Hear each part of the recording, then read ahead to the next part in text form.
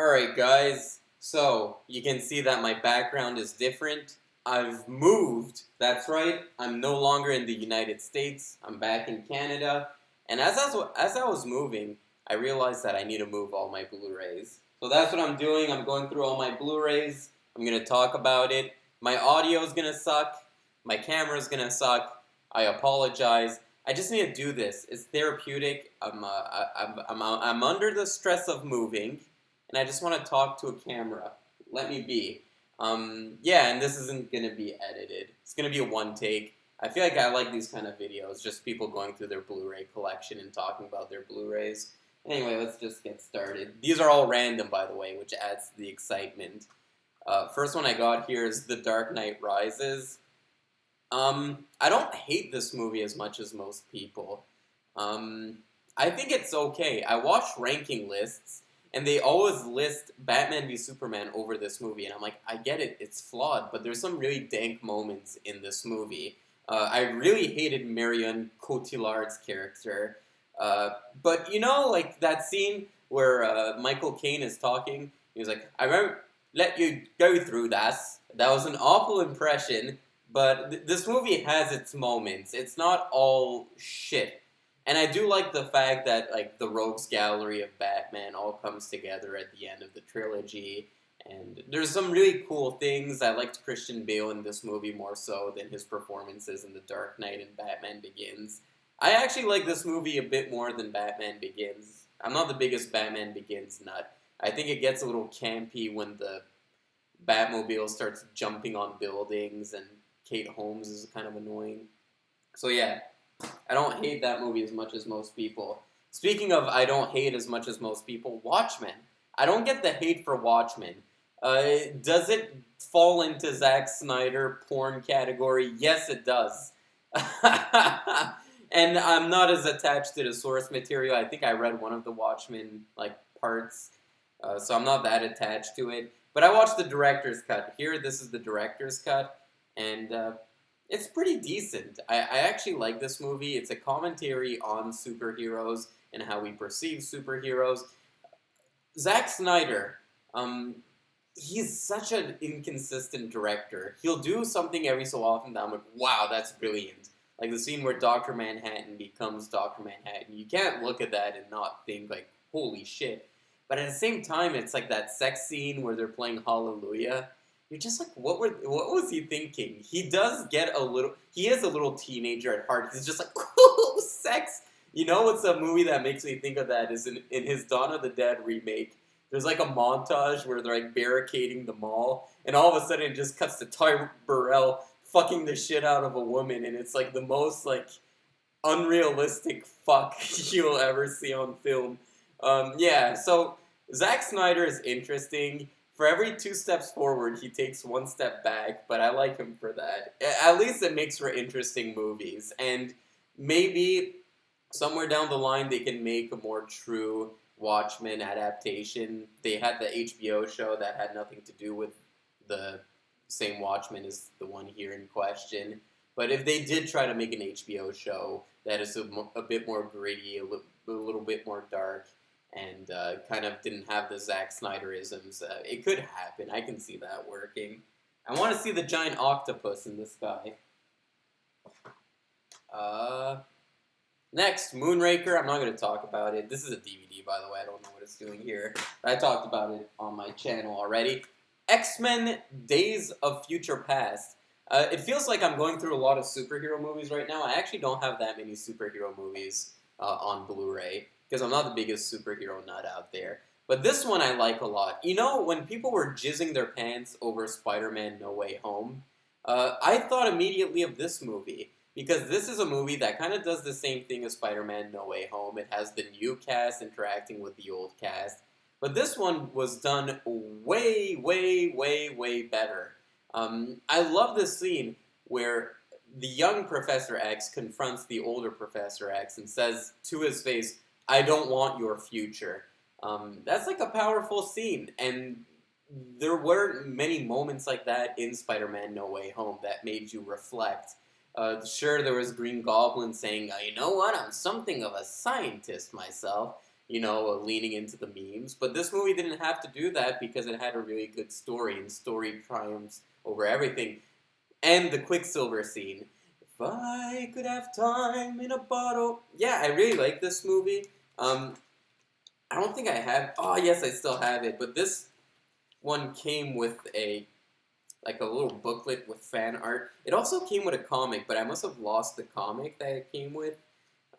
Yeah, I think X-Men Days of Future Past, it does something that superhero movies nowadays struggle with. It feels Shakespearean.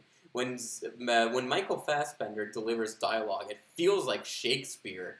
Like, everything feels very grandiose. And even though the X-Men movies do feel campy at times, they feel big and operatic. The first X-Men movie opens with fucking Auschwitz, or some concentration camp. You're like, holy shit.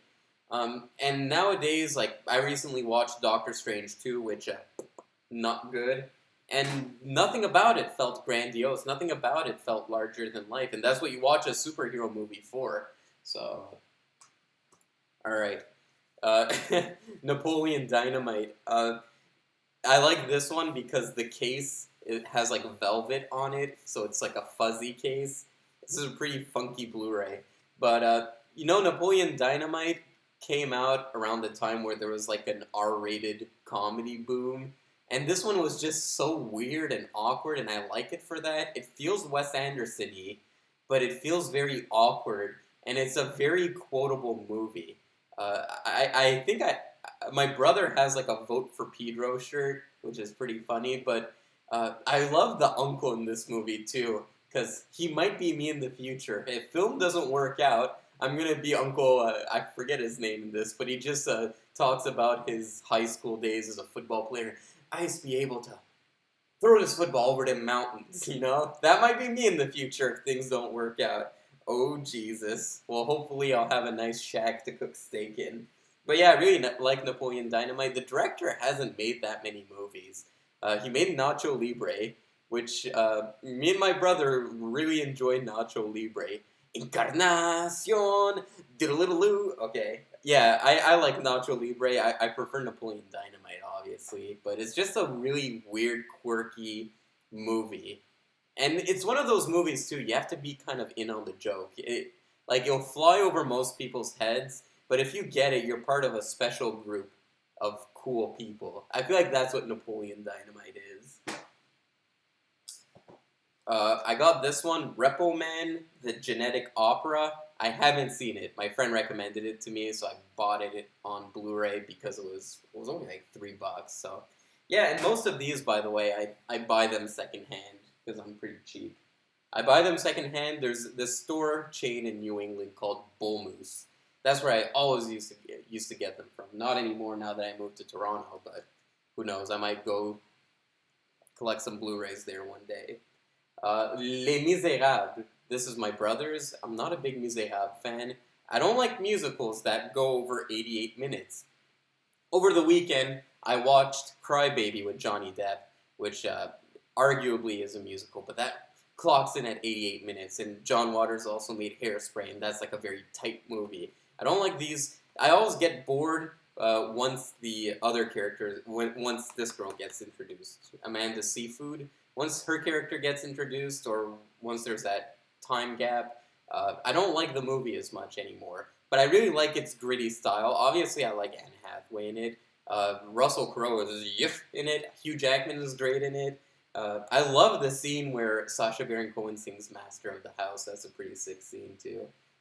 Yeah, it's a fun watch, if you're feeling a little snooty one day, you can watch this movie. It's by no means a movie I like revisiting all the time, but yeah, it is what it is.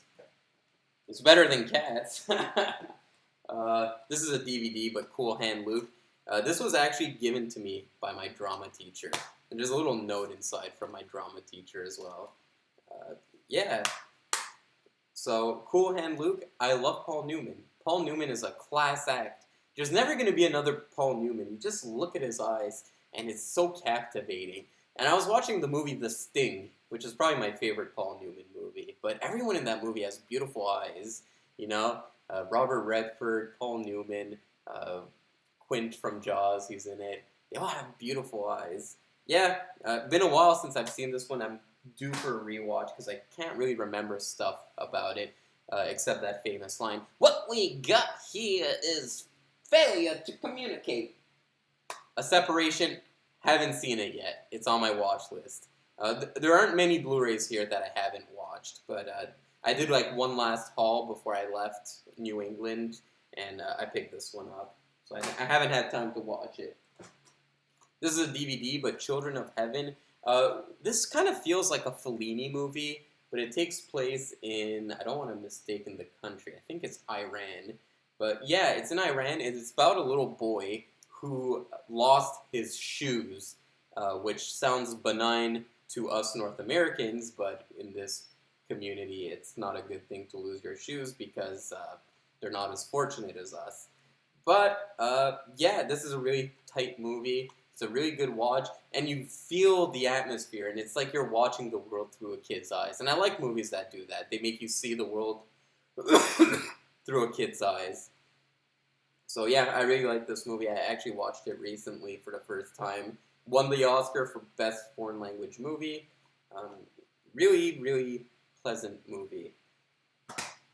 I don't like movies. By the way, this is a movie that shows like an American audience or a North American audience about a more impoverished community. And I don't like the ones that get sobby. I don't like the ones that are like, oh, it's so rough here. I like this kind of movie where so you realize that like despite them having so much less than a North American, they're still making do with what they have, and they have that tight-knit community, and you're like, there's something oddly romantic about that lifestyle, I feel.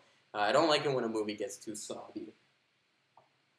Naked Gun, which is my favorite one of those like super over-the-top parody movies. I love the Naked Gun movies. They just have a classy feel to them. They open with that. It's fun to watch. I really like the Naked Gun movies. And Leslie Nielsen is the expert at deadpan delivery. He'll say the dumbest shit ever, and he'll say it with the straightest face. There's a line in the second movie I like especially, where he says, I think we can settle this like the grown men we are. And isn't that right, Mr. Poopy Pants? And he says it with a straight face. I can't do it justice. But everything he says, once again, I'll have to stay on my toes, like a midget using a urinal. Every line in this is killer. It's really fun. The whole trilogy is good to me. A lot of people don't like the second and third. I like all of them. Obviously, the first one is the best because you got the guy from Fantasy Island in it. But I love the Naked Gun movies. I like them even more than Airplane. I like them more than Spaceballs, the Mel Brooks. The one that comes close is Blazing Saddles. That's the other parody movie I love a lot. But the Naked Gun movies, they're like gut-bustingly immature and funny. Nice beaver! Thanks, I just got it stuffed. Everything about it, every line is quotable. I love a comedy I can just quote over and over again. On a darker note, Martin Scorsese's Taxi Driver, a.k.a. the source material of Joker. Taxi Driver is one of the greatest movies ever made, and obviously Scorsese's got a crazy good catalog, but this is probably my favorite Scorsese movie because it feels so dark and depressing and eerie. There's something very eerie about it. This character is really on edge. He kind of reminds me of Joe Pesci's character in Goodfellas, where it's like you just don't know what his next move is going to be. You're kind of like on the edge of your seat throughout the whole runtime of the movie. And Jodie Foster in it is crazy good. I love the scene especially where Martin Scorsese is like stalking people. That scene really gets under my skin for some reason. And like, ugh.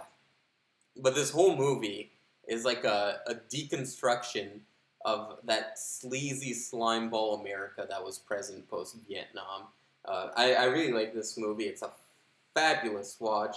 And yeah, I see myself being Travis Bickle. You know, I can relate to him because on his date with that politician girl, he took her to a porno theater, which is a move I may or may not have tried in the past. I'll leave that up to you guys. What else? we got The Happening here. Uh, so I bought this back in Canada. Blockbuster wasn't as predominant as Videotron, and the Videotron, it's called Super Club. Videotron Super Club. It's a weird name for a chain, but this was in Quebec, by the way, so it might not be the same in Ontario. But yeah, this was like going for like probably $1, so I bought it, and it's a fun watch. What can I say? Who doesn't like The Happening? Get a couple of brewskis in, maybe a couple of doobies, pass them around the room, and just watch The Happening. Big nostrils. Just give me a moment. Just give me a moment. Yeah. You know, I kind of miss the shitty Shyamalan because I watched Glass, and that was kind of just bad. Like, it wasn't fun bad. It was just boring bad. And Old was like that return to form for Shyamalan. Everyone hates his shitty movies, but I like them because it kind of, there's like a campy, like, you just want to like put a blanket over your head and woo, spooky. But it's complete trash. I love The Happening. That's like the pinnacle of his career to me. With Shyamalan, it's either you have The Sixth Sense or give me trash. Give me The Happening. Give me Old. I want the stupid ideas. Give me the stupid. I hate it when he goes mid. Glass was mid. The Visit was a little mid until that last 28 minutes where it just became complete camp. But I don't like it when he goes middle. Either go camp or go serious. So, is The Happening a good movie? No. Yes. Depends what my mood is.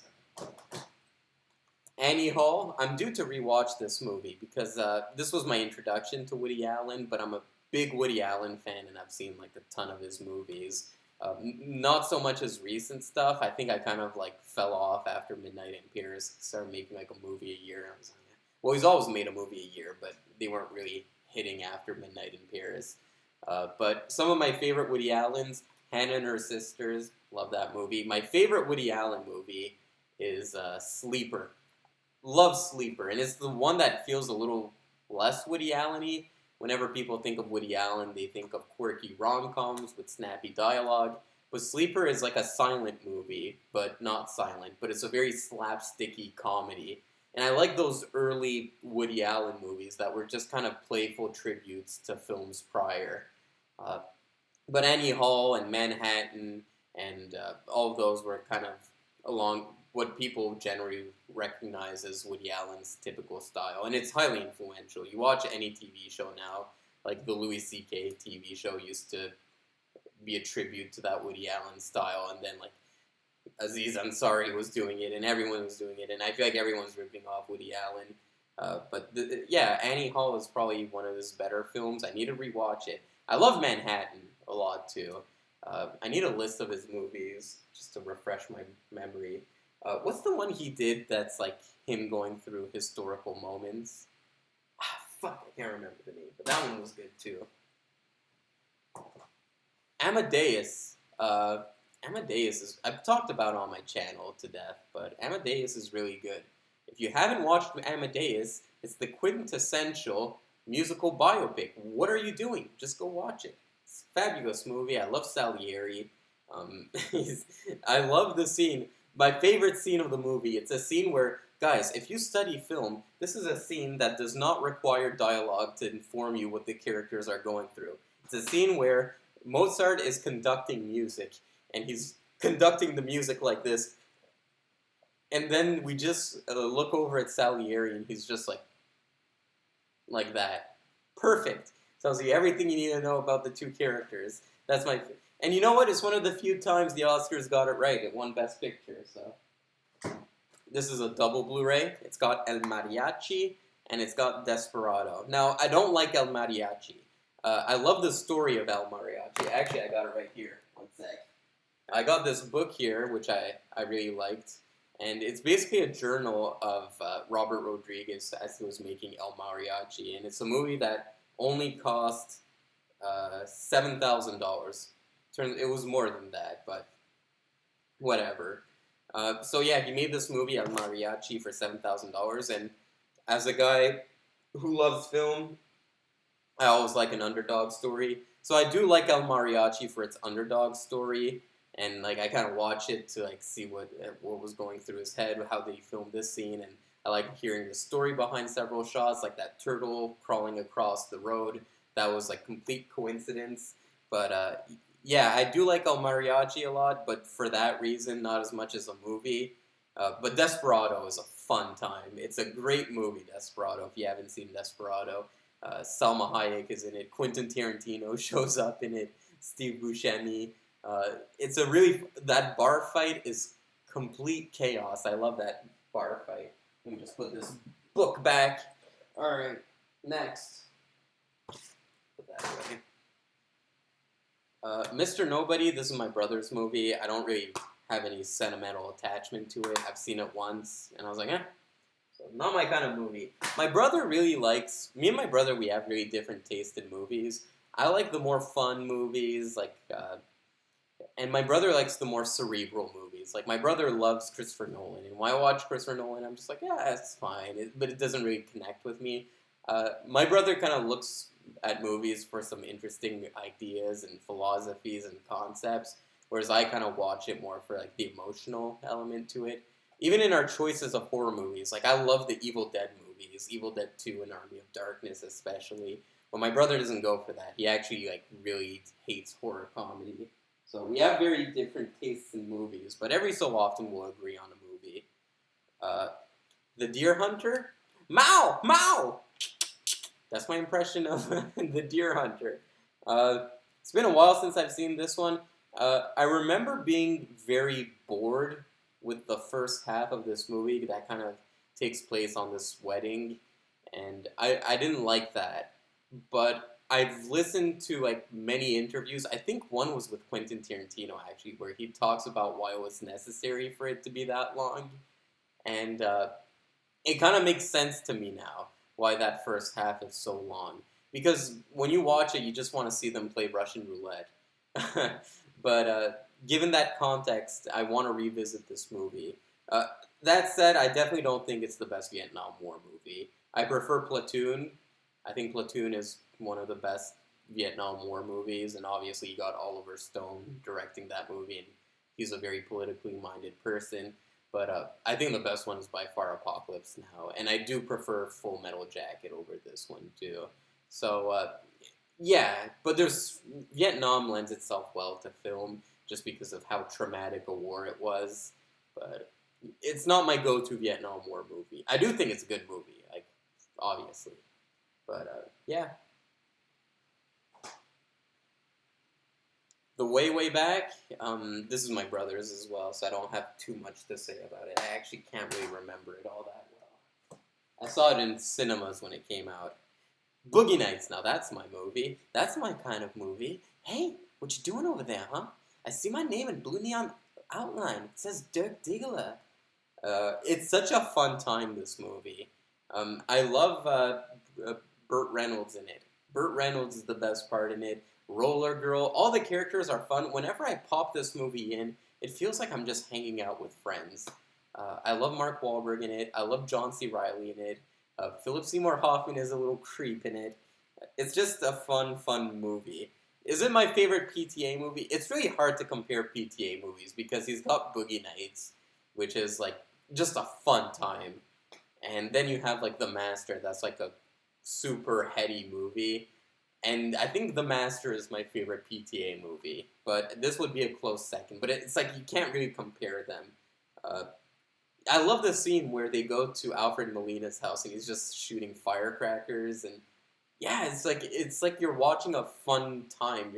And it makes you romantic of that era. You know, like we talked about movies like Joker, which kind of make the '70s look like shit, or the '80s, that transitional period. But this is a movie that kind of celebrates like that era, and I like that a bit too. I like getting both. I like the sleazy side of the '70s and '80s, and I like the vibrant side of the '70s and '80s. Yeah, fun movie. No Country for Old Men. This is one of the few movies I've read the book before watching the movie, and I and I preferred the movie. I don't know why. I just like this movie. I like how deserted it feels. The lack of music, the opening where it's Tommy Lee Jones narrating everything. I was sheriff of this county since I was 19 years old. That's my Tommy Lee Jones impression. Javier Bardem when he's choking the person and just doing his fucking creepy ass face. Um, it's a really well-made movie. Again, one of the few times the Academy got it right for me. This is a solid movie. Not my favorite Coen Brothers movie. We'll get there, but I think this is a damn good movie.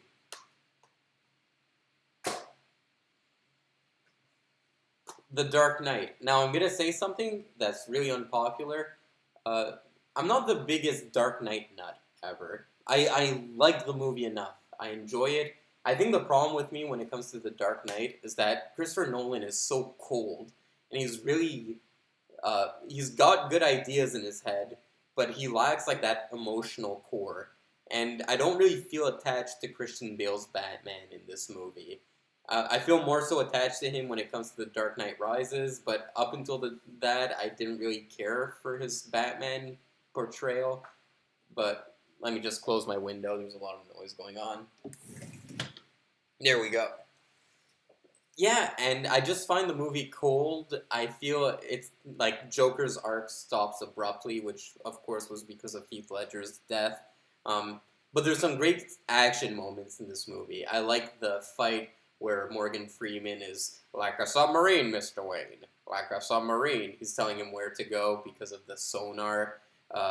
Yeah, but it's like I also prefer that gothic-y style when it comes to Gotham.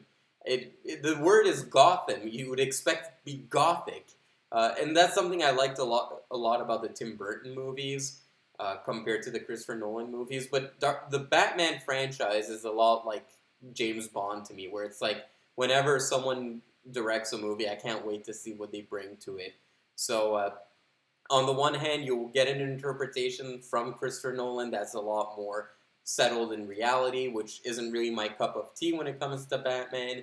I really prefer that gothic-y style, but that's what Matt Reeves is giving us with his Batman. So yeah, I enjoy the movie enough. I don't think it's like fucking number 5 on the IMDb list. It ain't. I think everyone can agree on that. It ain't the 5th best movie ever made. Superhero still. Kick-Ass. It's a fun time. Kick-Ass 2 is what I would call the worst sequel ever made. First of all, you don't have this guy in it. You don't have Big Daddy in it. What's the point of not having Big Daddy in the movie? And you have that stupid diarrhea stick. That stick that makes them go, like, diarrhea. It just went too outrageous. But the first Kick-Ass is the perfect amount of outrageous. Because at the end of the day, they're just taking down the mob. So it's not like this, like, big revenge plot like you have in the second movie. But it's like, it has this very outrageous style, but it's, like, settled in reality. So it feels like you're watching a comic book about real life. That's what I really like about Kick-Ass. And a lot of people don't like Aaron Taylor Johnson in these movies, but I like him in these movies. Is that his name? Aaron Johnson? It's written Aaron Johnson. I thought there was a Taylor in it. Anyway, yeah. And that's all I have to say about Kick-Ass. It's a fun movie. I love the soundtrack. I love the gore. I love the violence. Evil Dead. There we go. I don't find myself revisiting the first Evil Dead as much as Evil Dead 2 and 3. When I recommend the Evil Dead movies to friends, I usually tell them to start with the 2, because the 2 is a remake of the first one, but it leans into the camp a bit more, which is what I like. But this actually scared me the first time I watched it. Even though it was, like, cheap and it didn't like, I knew it was a cheap movie, but there was something about it that was unsettling to me. Something to do with the masks and, like, just the way it was made. It kind of gave me, like, a Texas Chainsaw Massacre vibe, where it was, like, so cheap, but so, like, gritty and gruesome, until the ending, where it becomes, like, totally outrageous with the stop-motion gore. And another thing I don't like about this movie compared to the next two, obviously I love this movie, but as compared to the other two, Bruce Campbell is given less to do, and the more Bruce Campbell you got, the better it is. So yeah, I still love this movie, and it's fun. Just like I was talking about with El Mariachi, it's fun to like piece together what's going on behind the scenes, like that paper cutout moon and the fog machine. That's so obviously a fog machine. But yeah, I love The Evil Dead, and Sam Raimi is one of my favorite directors. Ghostbusters. This is an ugly case, but I really like Ghostbusters, and obviously everything that's been said about Ghostbusters has been said. Uh, I haven't seen the new Ghostbusters, Ghostbusters Afterlife, and I've seen Ghostbusters 2, and I've seen the female Ghostbusters, and those were kind of lackluster. And the reason why is because this movie is pretty much lightning in a bottle. You can't recapture it. Um, yeah, the so when the script was written, I think Dan Aykroyd thought he was making like a real movie, and I think Bill Murray thought he was making some stupid kid movie, and I think the only one who kind of had a slight semblance of what the final product would look like was Harold Ramis, but it was just three people making three completely different movies, and somehow it all came together. Uh, and there's that interview I love with Dan Aykroyd where he says that he showed his kid Ghostbusters and had to explain to them that the paranormal is real. He was like totally serious. Yeah, it's lightning in a bottle and you can't recapture it. And quite honestly, I'm just sick of. Like, it was a good movie, just let it die. It's a cult classic, I get it. It was on people's cereal boxes and whatever, but it's a good thing, just let it die, you know? Uh, I'll always be fond of the first Ghostbusters. It's a fun time. Fargo, which this one has been really long since I've seen, but this is obviously a great movie. I need to rewatch it.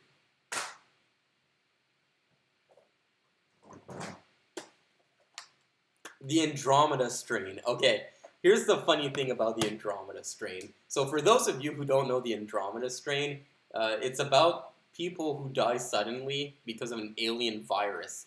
And this group of scientists from various fields are trying to find out how to kill said virus. And the way they found out is that, get this, if the pH of your body, this is like dialogue from the movie, if the pH of your body is lowered, then the virus will die because it cannot survive in an acidic environment. So there's someone who gets infected with the virus, and what do? They start hyperventilating. And that would, it survives in a basic environment. It can't survive in a basic environment. So they're getting rid of their carbon dioxide in order to make their blood more acidic.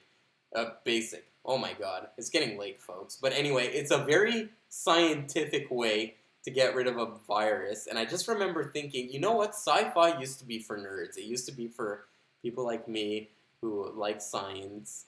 And yeah, it's like, but what happened? Science fiction is not like that anymore. It's been a while since I watched a science fiction movie where the reason, the way you kill the enemy is you change the pH of your body by hyperventilating. Can you imagine if a fucking Marvel movie tried doing that in 2022? Imagine you're fucking watching Doctor Strange and he's like, the only way to get rid of this is to change the pH of my body by hyperventilating. People would be like, what the fuck is this? Just smash him with a giant saw blade or something. We've really become dumber as an audience, I feel. But, hey, I wouldn't recommend this movie to anyone. But if you're like a science nerd, go for it. You'll enjoy it. It's like Star Trek. Like the early Star Trek episodes, it's like you have to like science fiction from the 70s. Science fiction in 2022, you can just be an average schlub. This movie's been a while since I watched 3:10 to Yuma. I can't really remember much about it. I'm not going to comment on it. Does it even have a disc inside? Ah, it's empty. What the hell? I don't know where that went. Speaking of very heady science fiction, 2001: A Space Odyssey. Now, I don't think it's like as heady as Andromeda's Strain in the sense that you might need like some kind of advanced education in order to understand it. It's not like that. This one it feels more abstract, and you can like kind of piece it together yourself. And this is probably my third favorite Kubrick movie. My first is Clockwork Orange because it's very dark but very funny and very weird. Uh, you know, we'll get to it once we talk about Clockwork Orange.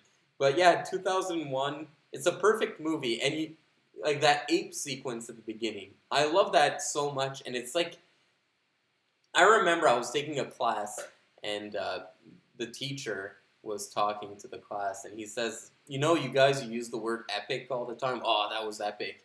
Epic is a term used to describe some work of literature or art in general that describes the whole human experience from birth to death." And I remember this was like back when I was an undergrad. I was taking like some random class, and the teacher said that, but that always stuck with me. And I'm like, what movie would be an epic, you know? And I think the answer to that is 2001: A Space Odyssey. This is about the birth of humanity, but also the birth of your lifetime, all the way to its death and demise. And it's all captured in this fucking movie. And it's done beautifully. So, if you haven't seen 2001: A Space Odyssey, I drive for the movies. I drive. Oh, that was an awful impression. Awful. But Drive is a fun time. It was kind of doing the 80s nostalgia thing before 80s nostalgia was a thing. It was really ahead of the game, and I don't feel like people give Drive the credit it deserves. And I really like how fucking brutally violent it is. When he's stomping on the person's head in the elevator, that was crazy. A lot of people think this movie is a bit too simplistic in its premise. It's a lot like, say, Bullet with Steve McQueen or Driver and all those movies, but that's kind of the point of the movie. It kind of feels like heightened B-movie in a different way than Tarantino. It's a very B-movie premise. You have a guy who's a stunt driver by day, but he's a criminal by night. He's a driver for criminals, and he's tasked with doing this one last job. It's a very pulpy B-movie premise, but it's so elevated by its cinematography, its brutal violence, its performances. Bob Einstein's brother, what's his fucking name? Anyway, Bob Einstein's brother. Albert Brooks, there we go. Fuck. It's confusing. They changed their last names. But Albert Brooks is the bad guy in here, is fucking terrifying. Ron Perlman as the Jewish gangster. This here is a real pussy wagon, you motherfucker. I can't do it. Bryan Cranston in this movie before he was like huge from Breaking Bad. Yeah, it's just a fun movie. The soundtrack is phenomenal. There's something about you. It's just a fun watch, you know? It's heightened B-movie. Fuck the haters. The Descent, this is one of... Yeah, you can see the price tag on it. It comes from Bull Moose. It's pre-owned. The Descent is one of those movies that kind of gets under my skin because I'm claustrophobic. And I feel like the first part of this movie, when you're introduced to the characters, it really feels dated. It feels like early 2000s cheese. But once they get in the cave and they're like squeezing in these tight spaces, you're like, oh, ugh, bleh.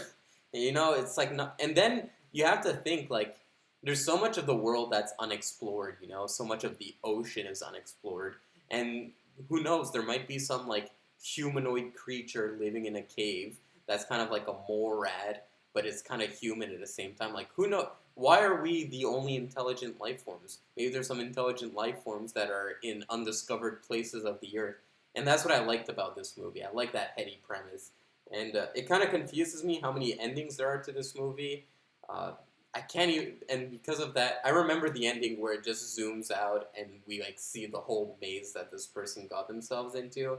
That's the ending I remember, but there's so many alternate endings to this, it's kind of annoying.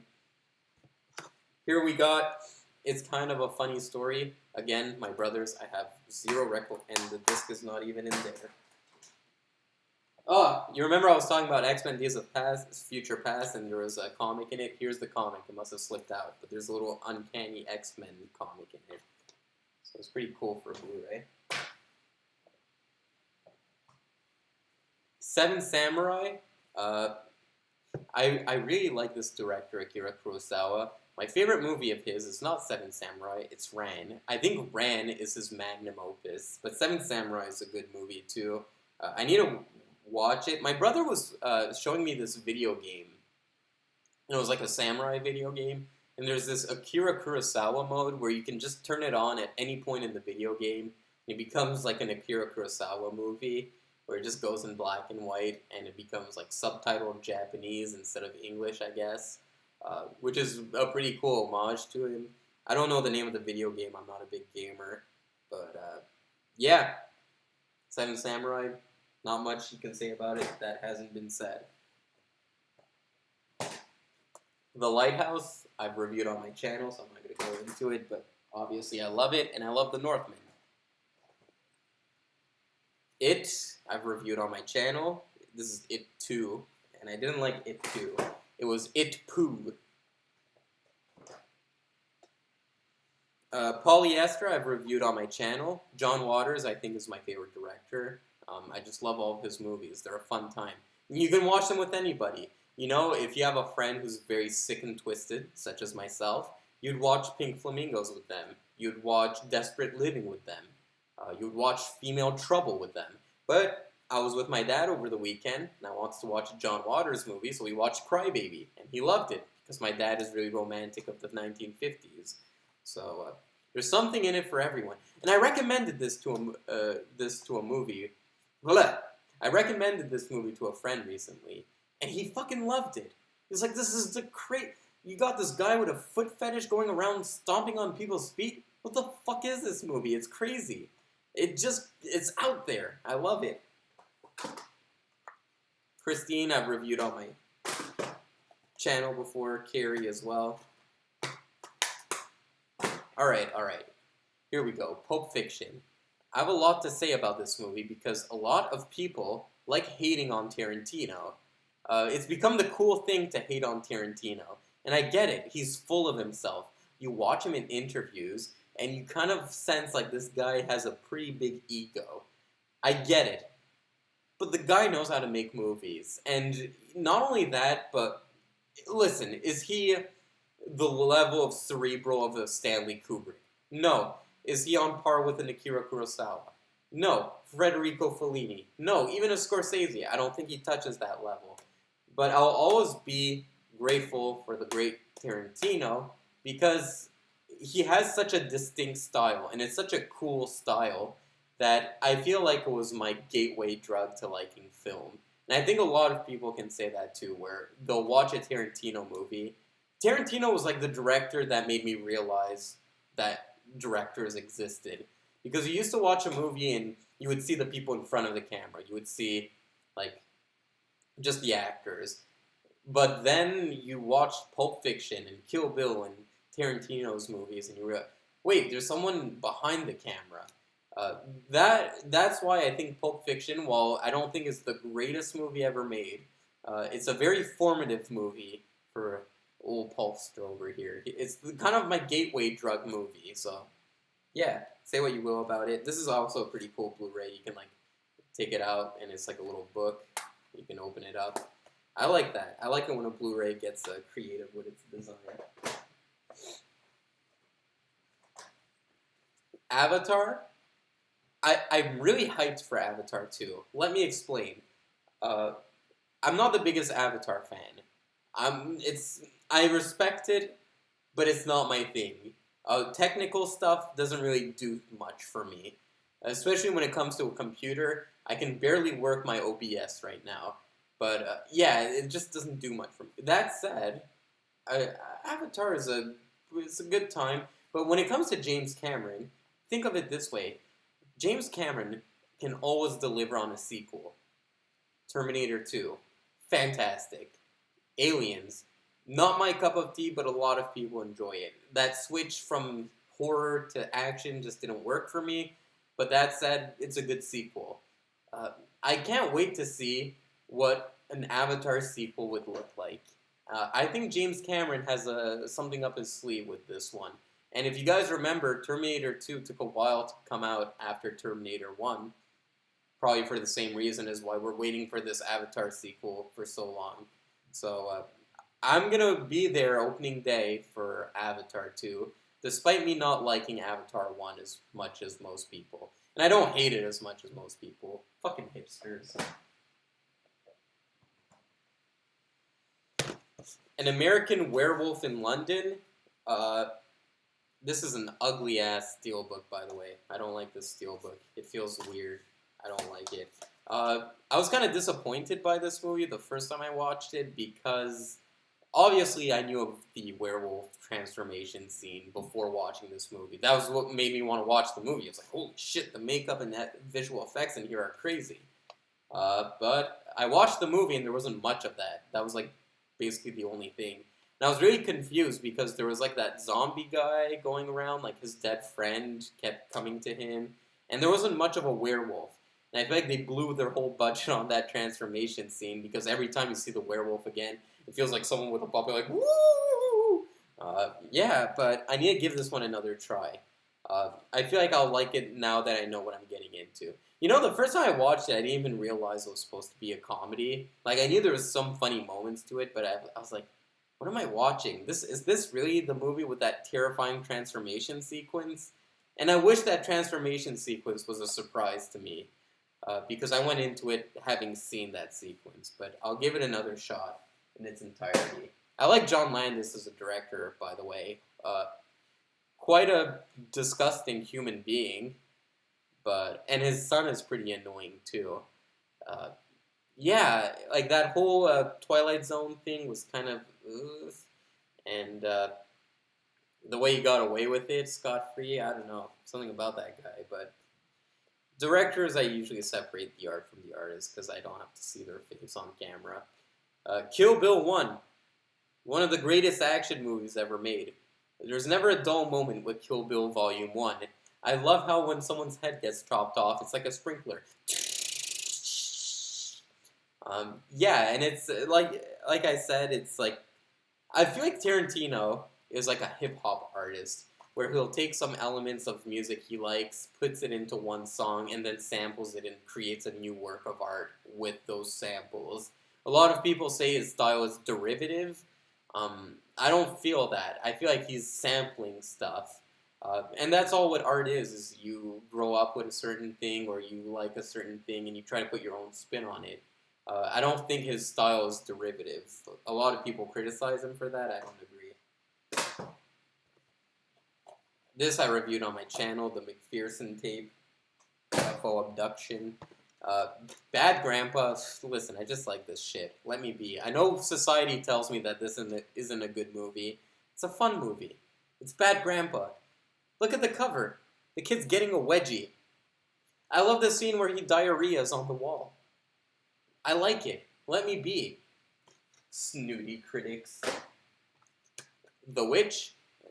I'm a Robert Eggers fan, so I'm just waiting for The Northman to be cheaper so I can buy it. But I think this is actually my least favorite Robert Eggers movie, but I do think it's a fantastic movie. Black Phillip's voice. Is that his name, Black Phillip? Or am I just thinking of Patrice O'Neill? Yeah, but his voice, what does thy want? That's fucking creepy, man. Thomason! Alright. We're not even almost done here. Holy mackerel, I got a lot of movies. The Help is awful. I don't like this movie. This is, I don't know whose movie this is. This is probably my brother bought it. But I hate movies. This is what I freaking hate, is movies that is about white people racism. It feels like it was made by a white person. And you got like the little white knight in here, played by Emma, one of those Emmas. Emma Stone, I think. Is that her name? Ah, fuck. The sticker's hiding the names. But anyway, you have Emma Stone in here that's like, I want to hear the perspective of black people because I'm a good person. And then you have a racist white person that's like, black people belong in the kitchen. They don't belong out here in the real world. And it's very simplistic and very boring. It's a very boring movie to help. Uh, I do like the part where they take a shit in the pie. Other than that, it's... This is my favorite gangster movie of all time. Once Upon a Time in America. This is, like I was talking about, I feel like this is a movie about life. This is about someone's born in this environment, and how does that lead to their whole lifestyle. It's a very poetic movie. It was Sergio Leone's last movie, and he's mostly known for westerns, but this is a gangster movie, and it's my favorite one of his movies. The music of it feels so, like, beautiful. And even though it's a movie about crime, it's a very beautiful movie. And this character, it's like, you like him because he's your protagonist, but he's an awful human being. There's even a point where, this is one of the best things I find about the movie, is that he's a gangster, so obviously he's used to getting what he wants all the time in life, until he meets his romantic interest, and he takes her on a date, reserves the whole restaurant. Whole restaurant is empty just for them, and after the date happens, he's expecting something in return, and it doesn't happen. And then he immediately starts having unconsensual sex with her, which is disgusting. And movies don't do that nowadays. They don't they want you to like every aspect of your character. But what I thought was interesting about Once Upon a Time in America is that this movie starts, and this is a horrible human being, but you're just following him because he's the protagonist of your movie. And then at a certain point in this movie, he does something that's completely disgusting and unforgivable, and you're just left wondering, what do I make of this person? Yeah, it's a really complex movie, and I like it for that reason.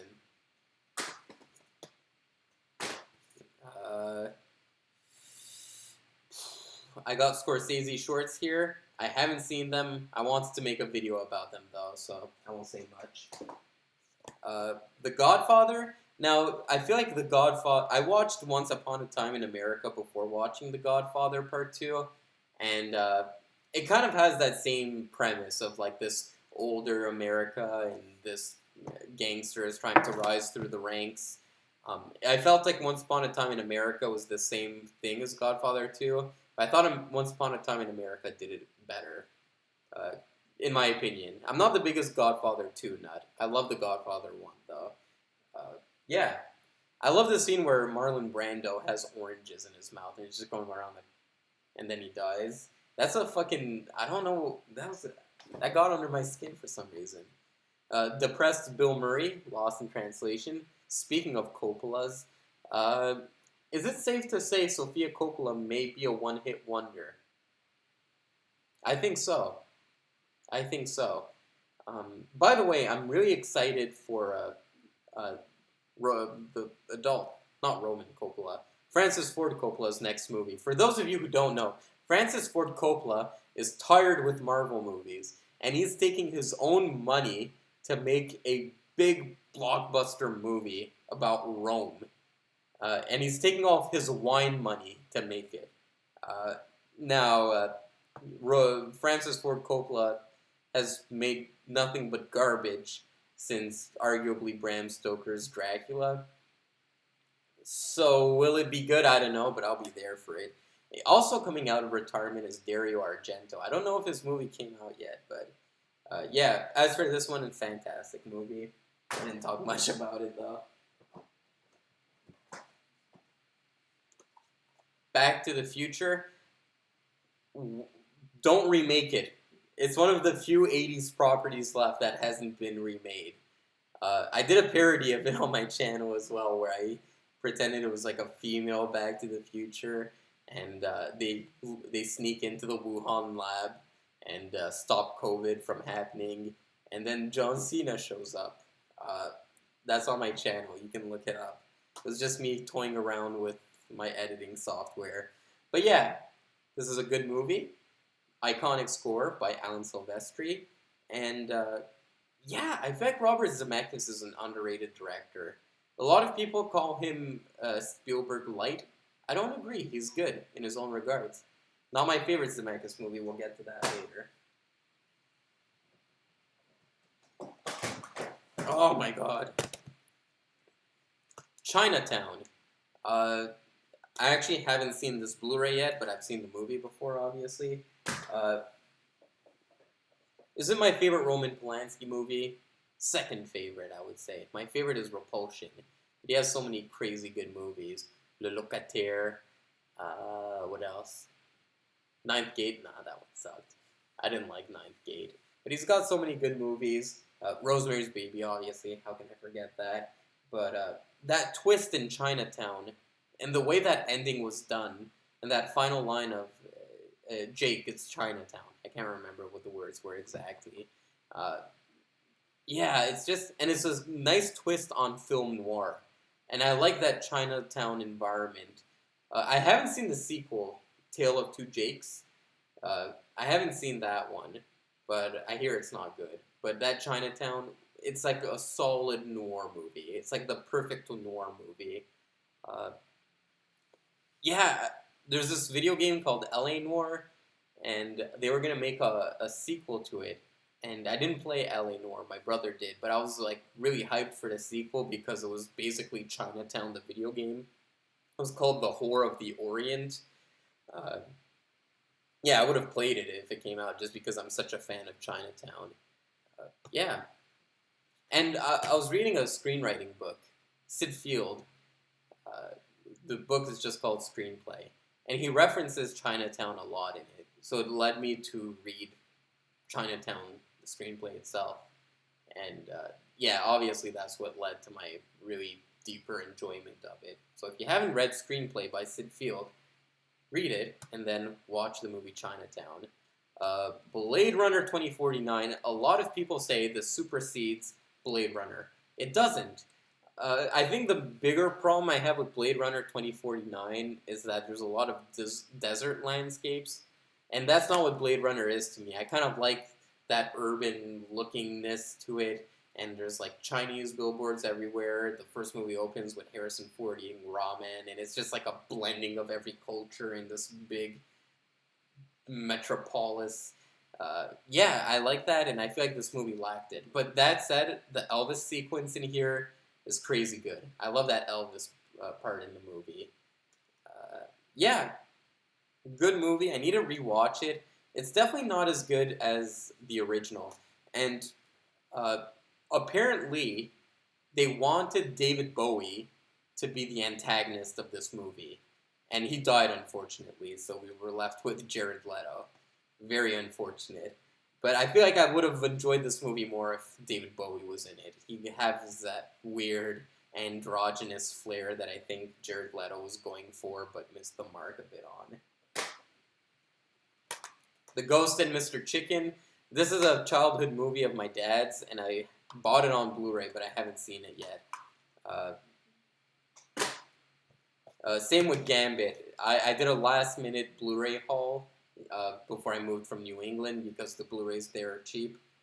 There's this great secondhand store, and I don't think I'll find one of those around here, so I just went on a binge. So I haven't seen Gambit. And obviously not the Colin Farrell one. Or Colin Firth, sorry.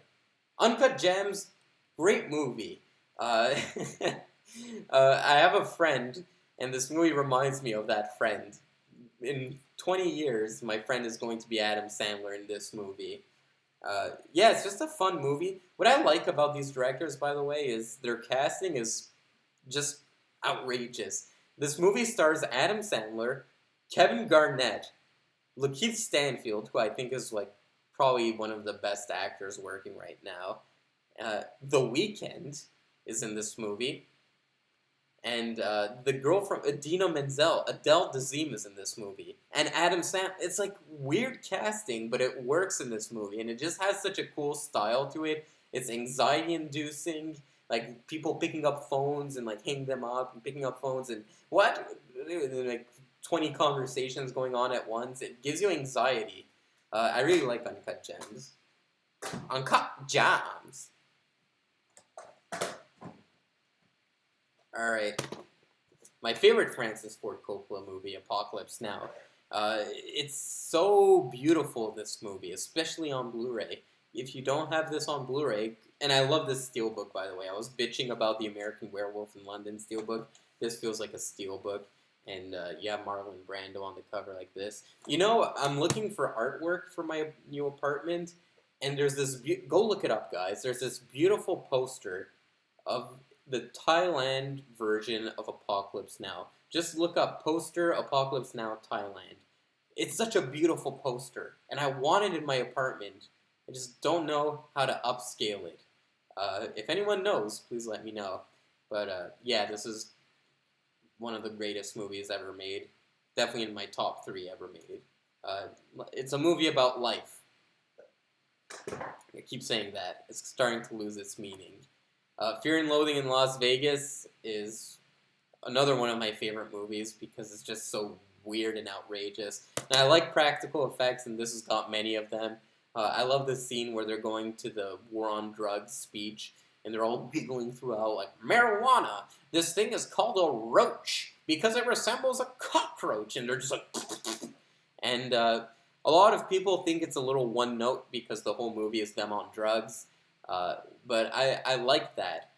It's just like a buddy road trip movie, but on acid. The scene where people are like in the hotel lobby and they're like reptiles all of a sudden. And obviously Johnny Depp's performance in it is like spot on. Hunter S. Thompson. The way he speaks like this, and he's got a little... And it feels so cartoony. It's weird. It's like a Three Stooges movie on acid. The way his little cigarette holder dangles from his mouth. Like that. I like it. I like this movie a lot. Vaults with Bashir I've talked about on my channel, sorry. The Wild Bunch, guys.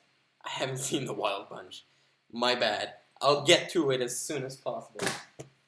Texas Chainsaw Massacre. Here's a funny story. So I studied pharmacy, and I had this teacher in my pharmacy program who, he would talk about art at the beginning of each presentation.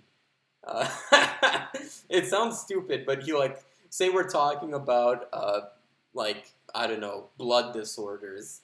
He will start the presentation with a painting, and sometimes he would really struggle to make it come full circle, but he would just take out a Michelangelo painting, and it'll be like La Pieta, and then he'll try to relate it to blood disorders. He's like, this is La Pieta, blah blah blah blah blah blah blah blah blah blah blah blah. And that relates to blood and then he'll start his presentation. It was a weird thing, but anyway, what I'm getting to is one day he didn't have, I forget what the topic of the presentation was, but it wasn't an artwork. It was a movie poster for the movie The Birds, and he was just talking about the birds for a really long time, and then he was like, I prefer the old horror movies, not like these new Texas Chainsaw Massacre. Mind you, this was only 3 years ago. And then I fucking walked out of the class, and I was fucking furious. I was like, I have this fucking bad look on my face. I'm just like, fucker. And people were like, Paul, what's the matter with you? And I'm like, did he just fucking hate on Texas Chainsaw Massacre? And I was going on a 5-minute rant to my friends, and I was like, doesn't he understand that people viewed The Birds the same way he views Texas Chainsaw Massacre? When The Birds came out, people thought it was lowbrow filth. And now you're accusing Texas Chainsaw Massacre of being lowbrow filth? Yeah. Good movie, by the way. All that to say. Ghost I've talked about on my channel before. You can go check out my review. Perfect date movie. Army of Darkness. I have a very fond memory of this movie. So there was this theater. There was this theater back where I lived in Maine, and there was kind of this small business, and they only had 2 theater rooms, but you wouldn't watch new movies that came out, I don't know, the new Marvel movie. Instead, they had this huge wall of Blu-ray movies, and you just pick the Blu-ray you want, tell them to play this movie, and they'll play it for you.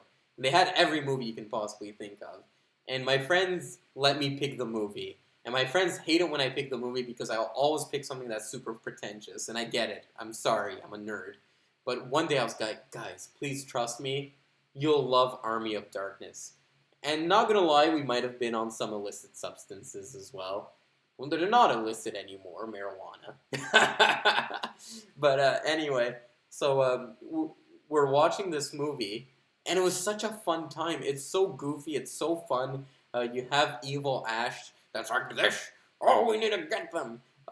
Hail to the king, baby. I love the scene where he's like lying down and someone's feeding him grapes. It's just a fun movie. It's a really fun movie. Yeah, and I really have a fond memory of laughing our asses off watching this movie. It's just a fun watch. And there's a craftsmanship to it. It's fun seeing the way they animate these skeletons, the way they do the miniature Bruce Campbells. It's fun when you can... I like a certain tangibility in my visual effects. I don't like it when it's just some dude typing at a computer, typing code. I like visual effects where I'm like, oh, I see how they did that, but that's clever. Inception, not the biggest Inception fan out there. I get it, but when Christopher Nolan tries to do emotion, it falls on his face. His Leo DiCaprio with Marion Cotillard, I don't know. It doesn't work for me. But other than that, like, I like the action sequences, and I like the visual, and I like the concept of it. How can you like go in someone? It's a heist movie, but with a sci-fi twist to it. Just like Tenet is a spy movie with a sci-fi twist to it. Unfortunately, I think just Nolan needs to nail down character a bit more. Work on character, because even people compare him to Stanley Kubrick, but Alex in Clockwork Orange, dank character. Yeah, the character Vincent D'Onofrio in Full Metal Jacket, dank character. Jack Torrance in The Shining, dank character. Shelley Duvall in The Shining is a good character. I feel like that's where I kind of lose with Christopher Nolan. Is he's so cold. He needs. You know what he needs? He needs a woman's touch to make it come alive. All right. I think his wife does collaborate with him on film, but The Eagles on Concert, it's a concert film, not much to say about it. My dad loves the Eagles, and I went to see them live before Glenn Fry passed away. May he rest in peace. Mission Impossible Ghost Protocol, I've actually rewatched recently, and it's a very fun movie. I love Tom Cruise. Guys, back before Top Gun made $1 billion, I was always on the Tom Cruise hype train. Always. And I never got off of it. And now people are like, is Tom Cruise the last living action star? And I'm like, motherfucker, where were you fucking guys when I was the only one defending this guy? What, he jumped on Oprah's couch? Who gives a shit? Oh, he's a Scientologist? Who gives a shit? Everyone in Hollywood drinks people's blood. Let me be, I love Tom Cruise. But this is probably my favorite Mission Impossible movie. Hopefully the next Mission Impossible movie is my favorite one. But I like this one because something's constantly going on. There's never a dull moment in this movie. And the scene I like especially is the scene where... There's a scene where they're trying to They're trying to fool the bad guys by kind of staging up... I can't really explain it, but they have the girl in this movie pretend to be the Leia Seduce character, and they try to like fool people around, and it's a really on your edge scene. Even when there's not action going on in this movie, there's some kind of thing that is very intense to watch, which is why I like Ghost Protocol. And obviously the him climbing the tower is the highlight of the movie. Grindhouse. I do not like Death Proof. I feel like Death Proof is a very polarizing movie. You either like it or you don't. I just felt like it was Tarantino being a frat boy. Tarantino's acting sucks, and this is the movie where there's the most Tarantino in it. That said, I like the phony trailers, especially if you were thinking of opening that door. Don't. I like the Edgar Wright trailer. Rob Zombie did a trailer in here as well. I forget who was the other person who did a phony trailer in it. It doesn't say on the back.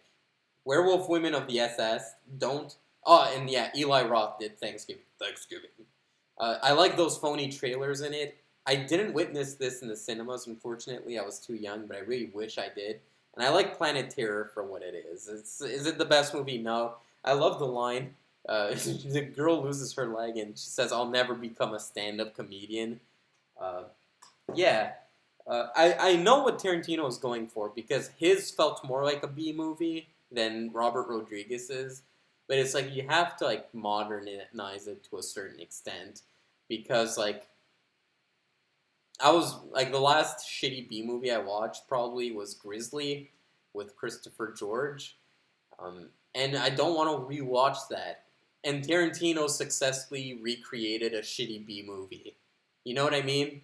Which is like you accomplished what you set out to do, but did you set out to do something that was worthwhile? I don't know. Fistful of Quarters I've reviewed on my channel before. You know, I used to do interviews on my channel, but I don't really do them anymore because I used to just spam people's inboxes on like social media, and I spammed Billy Mitchell's. He never got back to me. I wanted to interview him. A lot of people hate him, but he is America incarnate. So cut him some slack, for fuck's sake. The Hunger I haven't seen yet. Killer Clowns from Outer Space. This movie is what it is. I remember watching this with my cousin. We went to my brother's graduation, I believe. Or no, not his graduation, sorry. It was his white coat ceremony, which is like your induction into pharmacy school. He studied pharmacy as well. But yeah, we went to his white coat ceremony, and we had to share a futon, me and my cousin, and we watched this movie while sharing a futon. That's my review of the movie, I guess. The movie is what it is. It's Killer Clowns from Outer Space.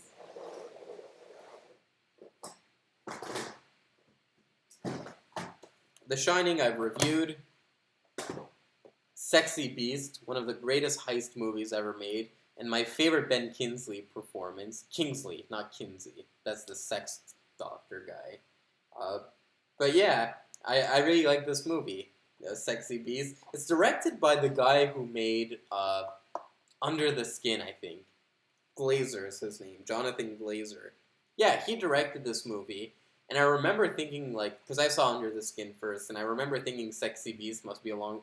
It's a completely different movie. This is a much more straightforward movie, but it's a really good movie, and Uncle made the soundtrack of this movie, and that's a really killer soundtrack. And the way it just opens with him lying down, feeling all sexy, and then a boulder falls in his swimming pool. Yeah, I just like this movie. It's a fun time. It I reviewed, so was Salem's Lot, so I won't talk about those.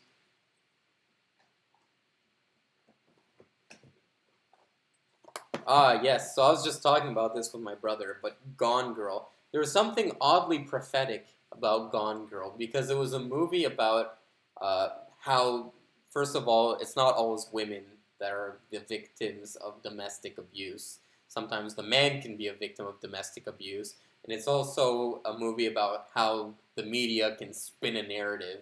And I feel like after the Johnny Depp Amber Heard trial, there's a certain truth that rings truer to this movie than before. When was this movie released? I believe it was 2013, 2014. It doesn't say the date here. No, it doesn't say here. But that's what I especially liked about the movie, was that it was like a satire on media. And when you open the Blu-ray here, it comes with a little Amazing Amy kids book. I haven't read it, but maybe it has like some allusion to the film, like maybe it has some foreshadowing going on. Yeah, I really like Gone Girl, and it's probably one of my favorite David Fincher movies he's done in the last few years.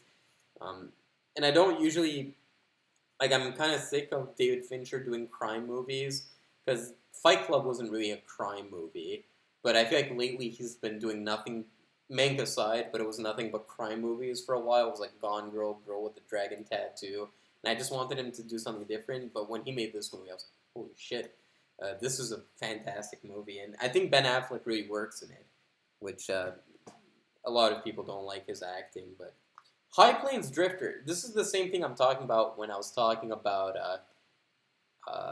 Once Upon a Time in America.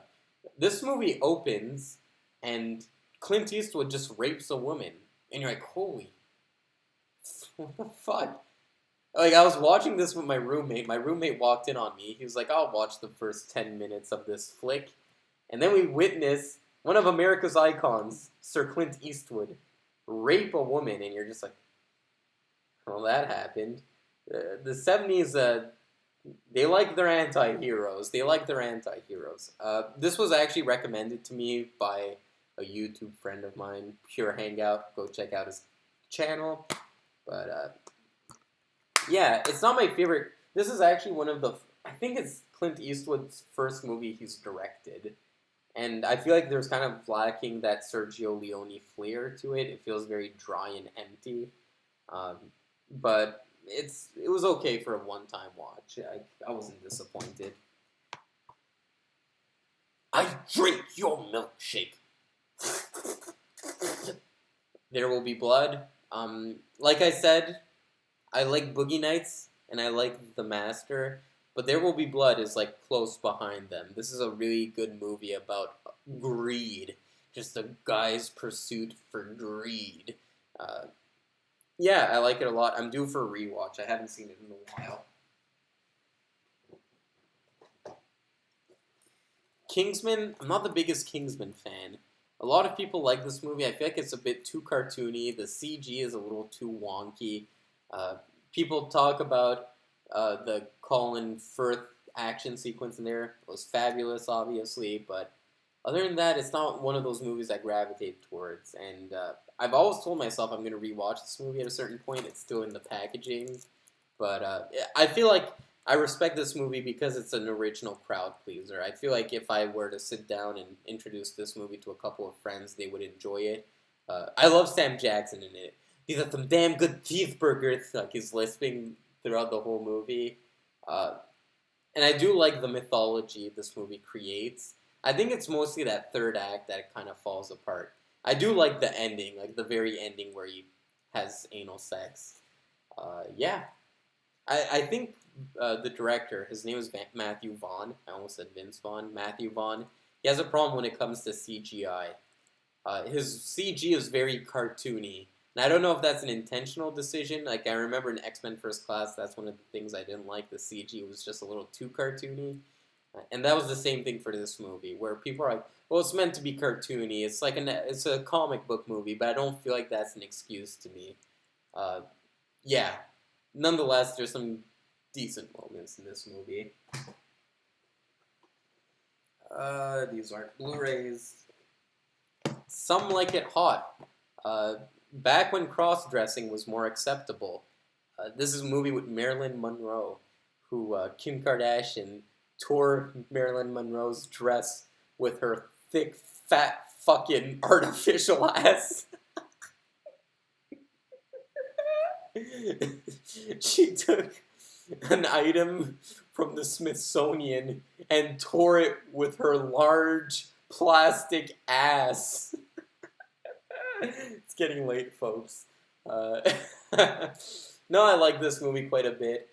It's hard for me to watch old movies, especially old American movies, because they feel so like, hey, what's the big idea? And I'm like, no one fucking talks like that. But this one I like quite a bit. There's some interesting moments. It's slapsticky fun. And yeah, it's directed by the great Wilder, Billy Wilder. I almost said Gene Wilder. Harry Potter, I've reviewed every single movie on my channel. You can go check it out. This is a Blu-ray case with all of them. I bought it back when I was reviewing them. And it's weird, too, because I had the DVDs for each Harry Potter movie, and the style, like the printout on the CDs here, are the exact same as the ones on the DVDs I had, even though they don't match up. Like, this has the golden rim, and this one kind of drops it, and yeah, it's like the exact same. I don't know. Maybe it's just me.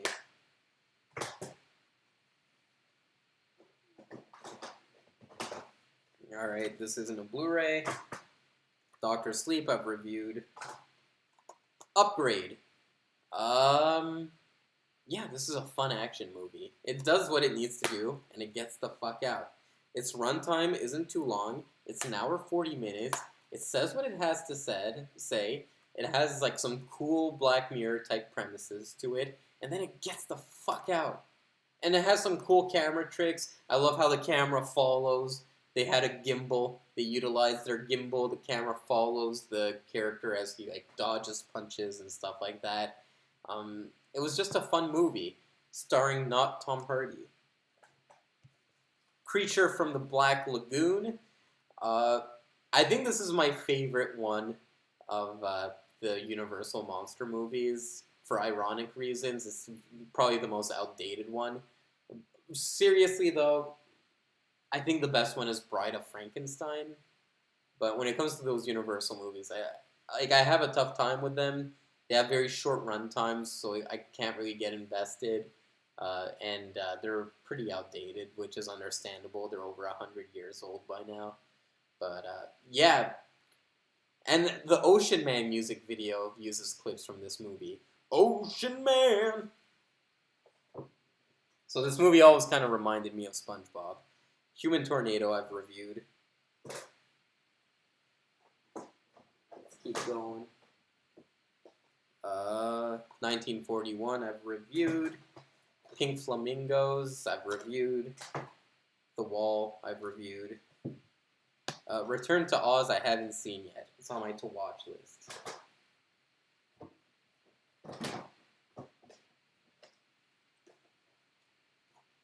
Talladega Nights. Talladega Nights is actually an underrated movie because it's like a satire of America, starring Will Ferrell. And I kind of miss these dumb comedies. Like, Will Ferrell sports movies were a thing. When Will Ferrell would make a sports movie, it used to be an event. But what I like about Talladega Nights is that it really feels like a satire of America when they're like praying at the dinner table and there's like a fucking gallon of Mountain Dew and Pizza Hut and like a bunch of advertisement, which is clever because they probably got a lot of money from product placement, but they made the product placement complete jokes. There's like a car crash and then it cuts to an Applebee's commercial. And you know what? I've been watching with my brother Righteous Gemstones, which is the new Danny McBride series. Or not new, it came out like 2019, but I'm just watching it now. And it lends a lot from Talladega Nights in a good way. I like that kind of relishing in American culture, which is, American culture is basically just commercialism, so. Holy crap, I've been talking for almost an hour and a half. Bonnie and Clyde. I rewatched this one recently, and I like it. I feel like every generation kind of had like that story where it's about runaway criminals that are in love. Bonnie and Clyde, Badlands, and True Romance, Natural Born Killers, and I feel like there's an empty void for someone to make that fucking movie in 2022. You know? Maybe like a Natural Born Killers where there's like a social media spin to it instead of it just being media. I don't know, there's like an empty gap for someone to make a modern Bonnie and Clyde type movie in the same vein as True Romance or Natural Born Killers. Just these runaway romantic lovers that are criminals. Someone needs to make that movie for 2022. It's a timeless story. This I've reviewed. Alright, that's not a Blu-ray. Mrs. Doubtfire. You can't make this movie in 2022. Yeah, whenever someone... it's hard for me growing up in 2022. Because on the one hand, they tell me that I shouldn't laugh when a man dresses up as a woman. But on the other hand, I was grown to laugh at Mrs. Doubtfire. I blame my parents. How inconsiderate they are. They're totally incapable of predicting the future. Yeah, There's a part especially where he farts or burps in this movie. He just does something completely manly and says, "What are you looking at?" I like that. Um, this was I remember I saw this for the first time at my cousin's house. And my cousin was like speaks more French at home. He doesn't speak English, and he would call it Mrs. Doubtfire, Doubtfire, or Doubtfear. I don't know how I would say it. It was weird.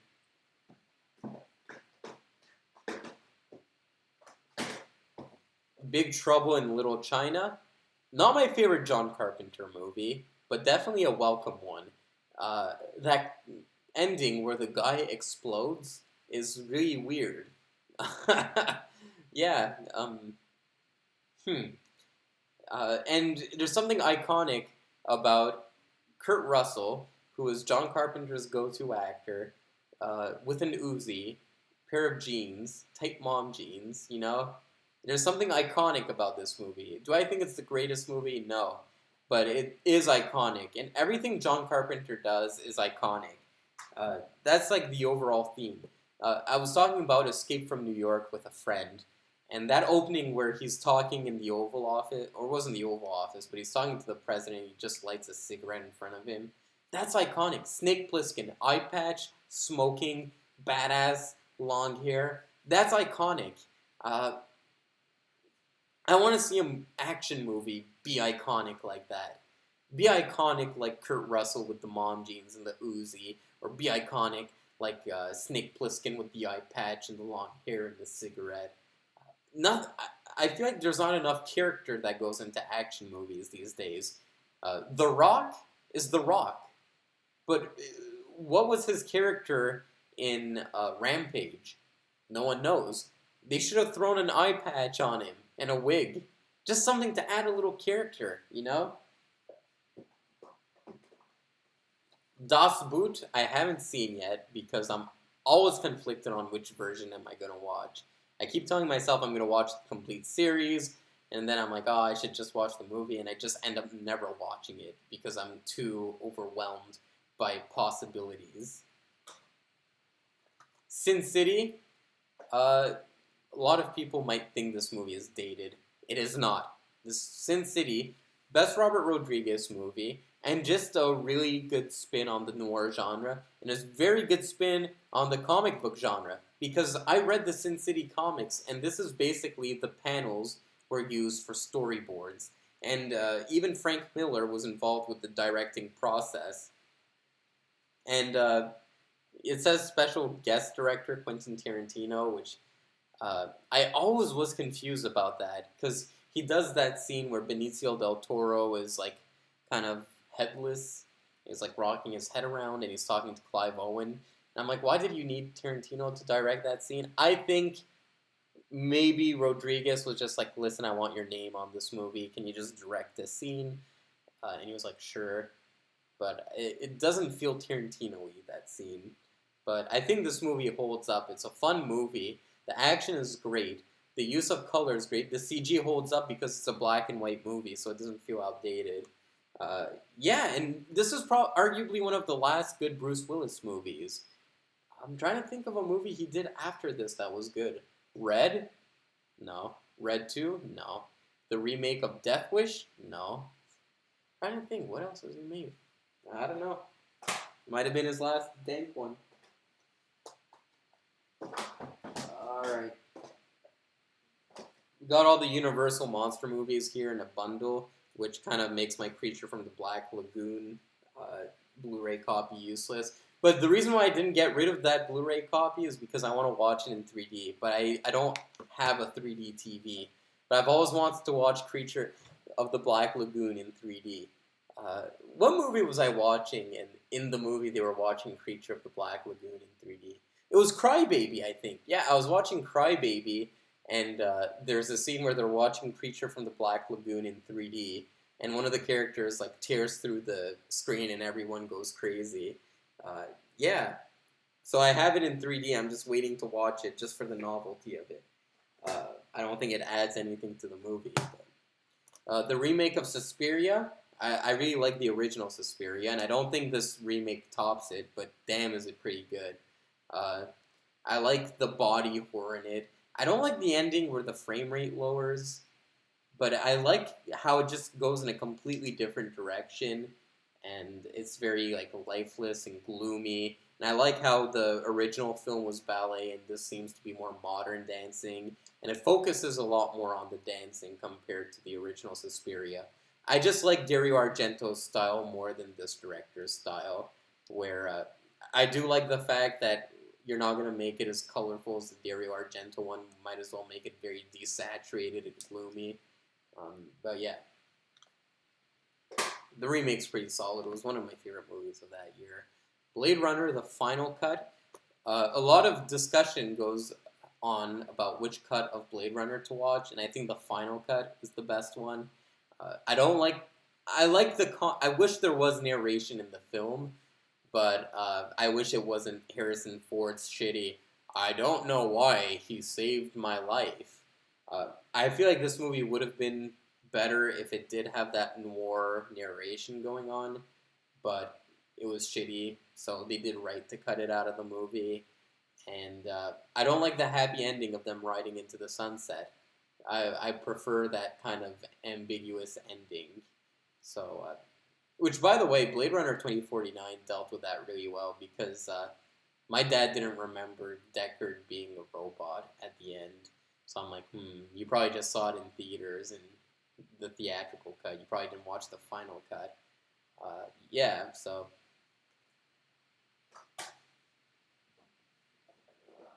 Let's see. I'm gonna power through these because they're DVDs. Enter the Void. It's hard to get through. It's a very because I usually watch it under the influence, and there's always a point where I just tap out. I can't do it anymore. And when I say that to people are like pussies, and I'm like, dude, have you tried watching Shrek Retold under the influence of something? And they're like, pussy. And I'm like, no, it will fuck with your brain. It's a lot of stimulus in this movie. It will fuck with your brain. Ash vs. Evil Dead. I didn't like the series, unfortunately. I didn't like the side characters. I wish it was just Bruce Campbell doing a one-man show like the Evil Dead movies. Friday. Great movie. I love Friday. It's a cool hangout movie. This I've reviewed. Tu Wong Fu. Toxic Avenger 4, Citizen Toxie, is a fabulous movie. It's a tale of two Toxies. I'm a big Trauma fan. Yeah, I just like it. It's like weird. Like the music is very punk rock, but it almost feels like a punk rock parody. It's something about it I just like. Trauma movies make me warm and fuzzy inside, even though they shouldn't. And this one especially, it opens with how does it open? I just remember is people that go into a school and attempt to like kill people in the school, which yikes, tough subject matter to make a joke out of, but Trauma is pretty tasteless. And they take a pregnant woman and hang her like a piñata and threaten to beat her up in her stomach so she can give birth. And yeah, James. Okay, this is what I mean. Like people were all up about James Gunn when he got canceled because he had like tasteless tweets that were raunchy, and he dressed up as a priest. And I was thinking, like, wasn't he in Toxic Avenger 4? And he was in Toxic Avenger 4 because I rewatched it not that long ago. He plays Stephen Hawking, and he does this over the top Stephen Hawking impression, and I'm like. Did we just forget about that? Huh? His tweets were pushing it? Not the Stephen Hawking impression? I don't know. I feel like that whole stuff, that whole moment where he got fired was so taken out of context. It's like, he worked for Trauma. He was a provocateur. Did you not see the excellent Citizen Toxie? I don't know. Cabin Fever. This movie has one of the biggest fuck you endings ever, where it really feels like the director didn't know how to end the movie, so he ends it with a joke revolving around the N-word. But I like cabin fever in premise more so than in execution. Uh, Eli Roth is a bit too much of a frat boy for me. Me and my brother were watching one of the Hostel movies recently, and I don't think he directed the Hostel we were watching, but it just had that major frat boy energy, which I get you want to make your characters hateable if you're gonna just kill them off, but it was kind of hard to sit through because the characters were so unbearable. Uh, my left foot, yeah, it's good enough. I don't have much to say about it. Class of Nukem High, or Return to Nukem High. I don't remember watching this. I remember watching the original, not the Return to Nukem High. Should probably give it a watch. Event Horizon, decent enough movie. It's not the best in the world. The Abyss, haven't seen it yet. Not the biggest James Cameron nut. I'm supposed to like him because I'm Canadian, but not the biggest fan.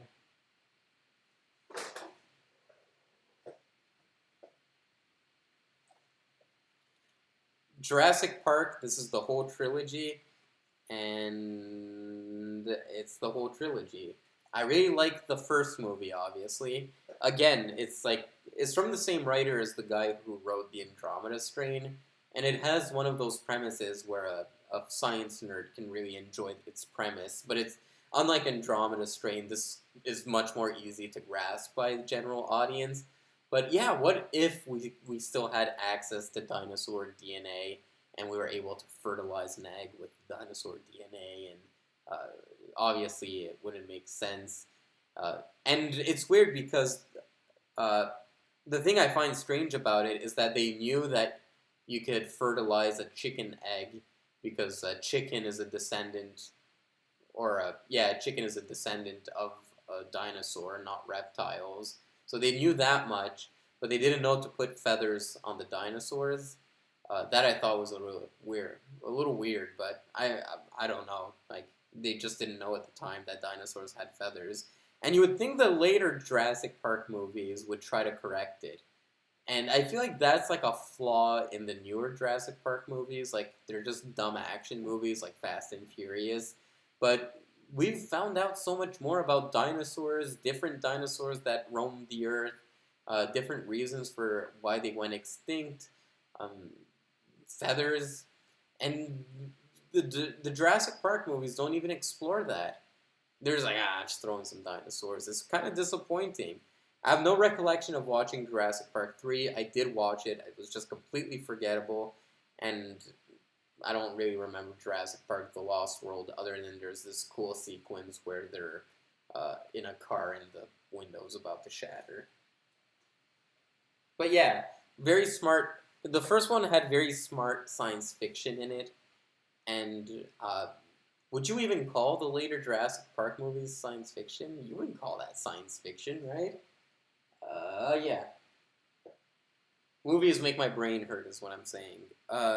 This is a box set with all of the Matrixes in it. It's got the Matrix 1 and everything. Oh no, Animatrix I haven't seen yet. But it's got all the other Matrixes. This one, Reloaded, has a pretty cool car chase in it. But it's not good, really. And this one is abysmal. Yeah. So, and I like the Matrix in premise. It's just the sequels are way too awful, and I didn't even bother watching Revolutions or the new one. What was it called? Reawakening, whatever. Titles are confusing. Back to Coen Brothers. Burn After Reading is, I think, an underrated Coen Brothers movie. Brad Pitt plays like a meathead in this movie, and it's just really fun to watch him chew up the scenery as this completely stupid character. He's like dancing on the treadmill, and there's the part where John Malkovich is like, "Why don't you go back on your little Schwinn bicycle?" And Brad Pitt's just like, "You think that's a Schwinn?" The characters in this are very over the top. It's probably the most comedy of the Coen Brothers movies because they'll make a movie like Raising Arizona where it's a comedy, but it's kind of dark. I think this is a flat out comedy, and I like it for that. It's like a completely outrageous premise. It's about a CIA agent who's making a memoir, and he's like recording himself, and these two gym doofs just get their hands on the recording and try to blackmail him.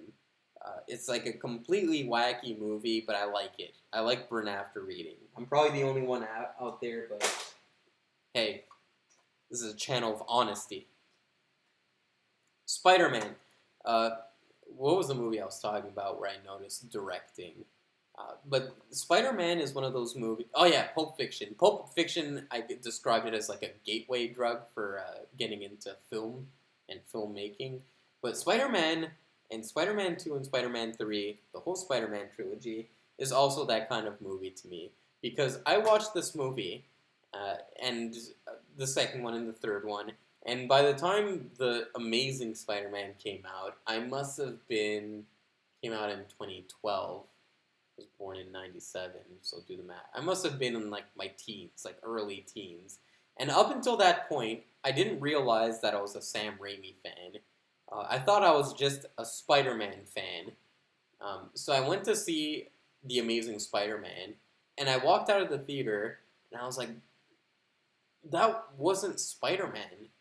And I thought up until that point I was a Spider-Man fan, and then I realized maybe I'm not a Spider-Man fan, I'm a Sam Raimi fan.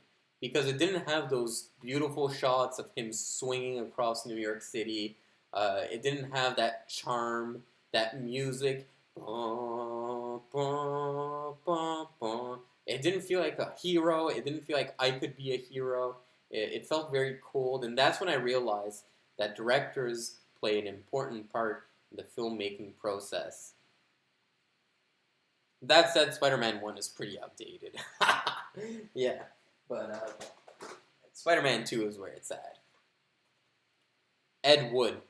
Ed Wood is the best Tim Burton movie, probably one of the greatest biopics ever made, probably the best Johnny Depp performance ever. And I love the scene especially where this movie is about Ed Wood, who's a very bad filmmaker, he's a very bad director, and he befriends Bela Lugosi, who's known for playing Dracula, and they develop a friendship despite Bela Lugosi being this very grumpy, at the point drug-addicted man. And there's a part where he's in the hospital, Bela Lugosi, and Ed Wood goes to see him, and Bela Lugosi opens his eyes and says, "When are we making our next movie?" Ah, that gives me chills, man. Fuck, that's a good part. And it's a movie about rejects, which growing up in life, I always kind of was a reject. Which I might seem a little confident on camera, but I always felt like an outsider. I was a weirdo. I was a geek. I liked geeky things. I was a nerd a bit. I was always in my nose in the book. So I always felt like Ed Wood spoke to me because it's a movie about rejects, outcasts of society coming together to work on one unified vision. And people scoff at it. People think it's stupid, but it's meaningful to them, and that's all what matters. I love Ed Wood. And you know what? Usually it's cringe in movies when they kind of have like a cross-dressing thing or a transgender thing or a gay thing. But it works in this movie because Ed Wood was seen as an outsider because he liked dressing up in women's clothing. I tried doing it in his voice. But that's it. Everyone in this movie is like an oddball. Bill Murray's character is like this flamboyant gay guy. You had Vampira, who was weird, and you had like the wrestler guy, who I forget his name, but he could barely speak English. And it was just a group of outcasts of society coming together to make some art. It's a beautiful movie. Let me be. I have all the Shrek movies. I think my dad bought a 3D DVD, like a 3D TV. It came with all the Shrek movies. Yeah, I don't know what to say about. So let's go through them. Shrek 1. I think this one is Shrek 1. So Shrek 1. Okay, yeah, Shrek 1. Okay, so Shrek 1 is great. Memes aside, and I'm familiar with the memes. Memes aside, it's a good movie, objectively. It's a clever spin on the Disney formula. Shrek 2 is the one I really like. Shrek 2 is a fairy tale version of an episode of Everybody Loves Raymond. And it works. It's like, I don't know how, but they pulled it off. And,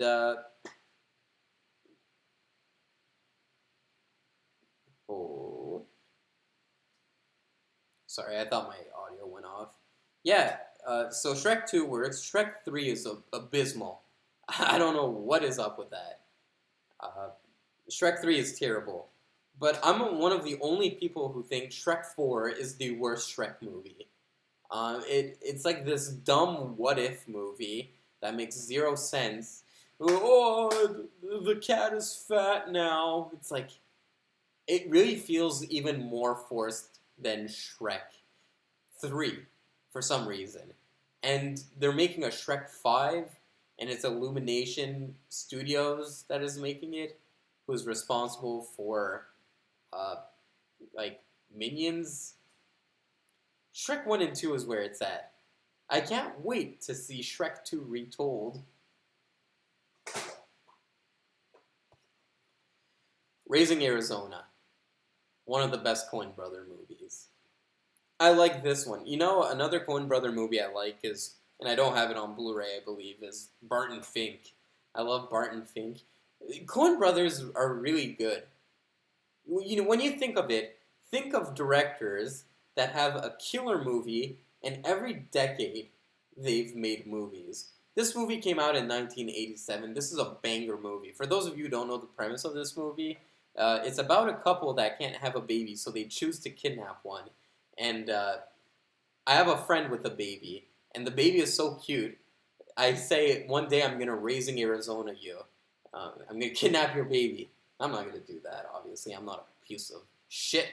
But, yeah, it's a wacky movie starring Nicolas Cage. So they got Raising Arizona in the 80s. They have other movies in the 80s, Blood Simple. So they have banger movies in the 80s. Then in the 90s, they have Big Lebowski, which is an all-time classic. In the 2000s, they have No Country for Old Men, which they won the Oscar for. And then in the 2010s, they have Inside Llewyn Davis, which is, I think, one of their best movies. Name a director where you can say that. You can say that for Scorsese, you know. In the 70s, he had Taxi Driver. In the 80s, he had Raging Bull. In the 90s, he had Goodfellas. In the 2000s, he had The Departed. In the 2010s, he had Wolf of Wall Street. In the 2020s, well, we're waiting to see. He hasn't released anything yet in the 2020s. But yeah, there's very few directors where you can do that for. But I love Raising Arizona. It's one of my favorite Coen Brother movies. Alright, this Blu-ray is pretty damaged, unfortunately, but The World's End. But the disc are still intact. What happened was I reclined my seat in my car, and this movie was behind me, and it... But, I really like The World's End, more than most. A lot of people, when it came out, they said it was kind of stupid. I liked it because it was... First of all, I like the flip, how Nick Frost was the straight guy and Simon Pegg was the goofball for once. But not only that, I just like the story of this guy being very addicted to the past. And I was talking about this with Jackie, who helps do this channel with me, and I feel like people on the internet are very dangerously addicted to nostalgia. Whenever there's a review show, it's always like some nerd with a bunch of toys from his childhood and an arcade cabinet, and it's just like you're so hooked on your nostalgia, it's to the point where it might be a little poisonous. And this movie kind of plays with that, the fact that you keep chasing the past, it might be a little detrimental to your health. That's what I like the most about The World's End. And obviously the little Easter eggs. And I'm not talking like shitty Marvel Easter eggs, like, oh, look, there's a reference to this comic book. I like the fact that the whole movie is summarized in the first 10 minutes, and you don't realize it until you watch the movie in its entirety. And I like the fact that each bar name is a foreshadow to what's going to happen in that bar.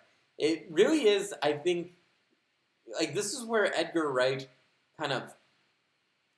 I think Hot Fuzz is his best movie. And I think Scott Pilgrim is an excellent movie.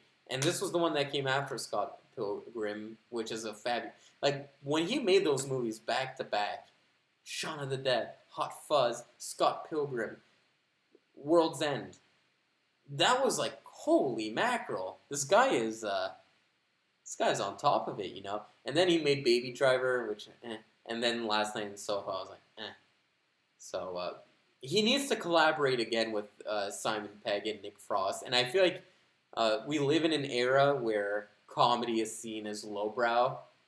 It's not seen as very smart. If you're funny, you're not necessarily smart. All the comedians I see are people like Trevor Noah, who like, oh, political jargon. But I feel like Edgar Wright was a master at blending emotion with comedy and with genre.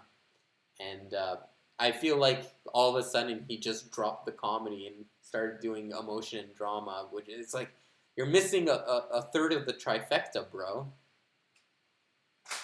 But I can't fault him for it because no one wants to do comedy anymore. It's dead. I hate this. It's a Blu-ray, but it looks like a DVD. But Roger Rabbit is the greatest Robert Zemeckis movie, and it's probably one of the greatest. Whoops! DVD fell out. If it gets scratched, I don't care. It's the Blu-ray I care about. But I remember the first time I watched it. I'm a huge fan of Looney Tune cartoons, and the first time I saw that opening of Roger Rabbit, where the camera is just going everywhere. Usually a Looney Tunes cartoon, you would just see the characters from the profile, and it would be these very basic camera angles. But in this one, this whole kitchen, you're going around this kitchen, and there's like the physics of the kitchen don't really make sense. Sometimes he's very like running on the walls. It's very morphed, and sometimes the kitchen is round, and sometimes it's square, and sometimes it's tiny, and sometimes it's tall. I've never seen that. Like, it was like something crazy to me. I was like, holy shit, this is like 2D animation, but they're going completely batshit with it. And then you watch the rest of the movie, and it's equally as visually appealing as that opening sequence. And this movie has a lot to say about racism, especially, because a lot of people were dick riding Zootopia when it came out because it was like, oh, it's such a clever way to talk about racism in an allegorical way. And I'm like, no, it's not, because Who Framed Roger Rabbit did it first.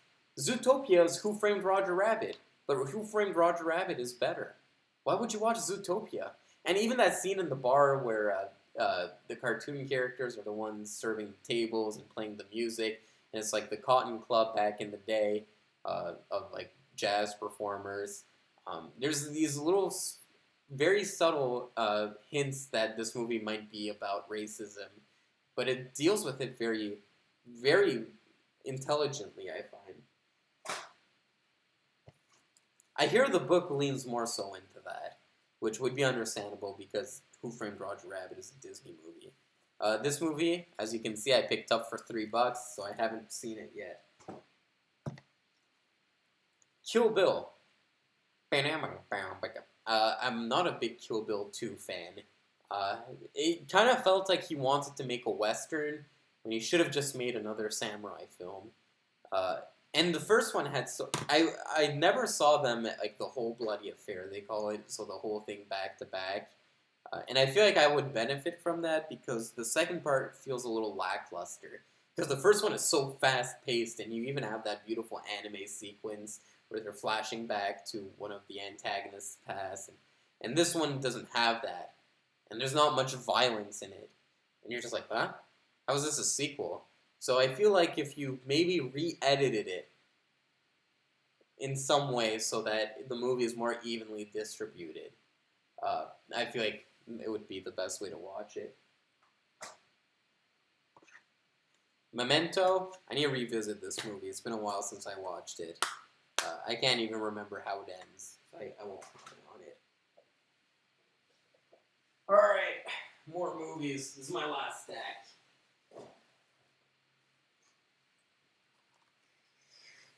Oh, we're getting close to 2 hours here.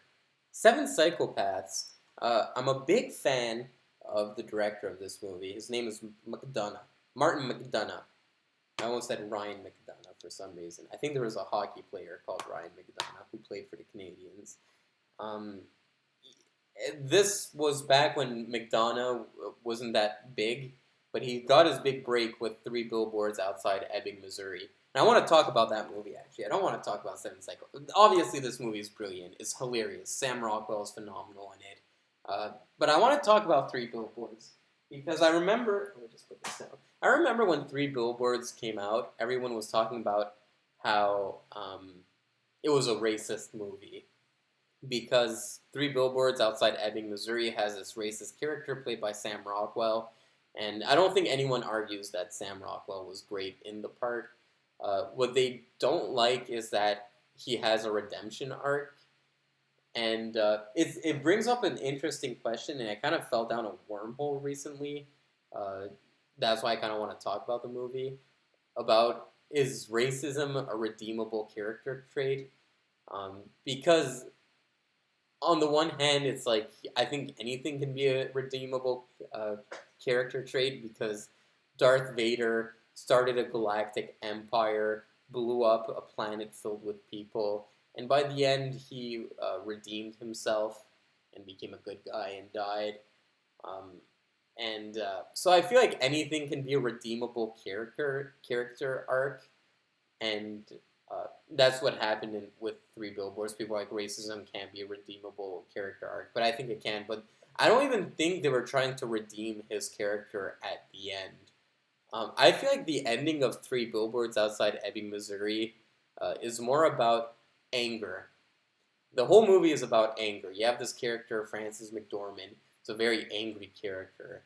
And she's angry for a reason. Her daughter was murdered.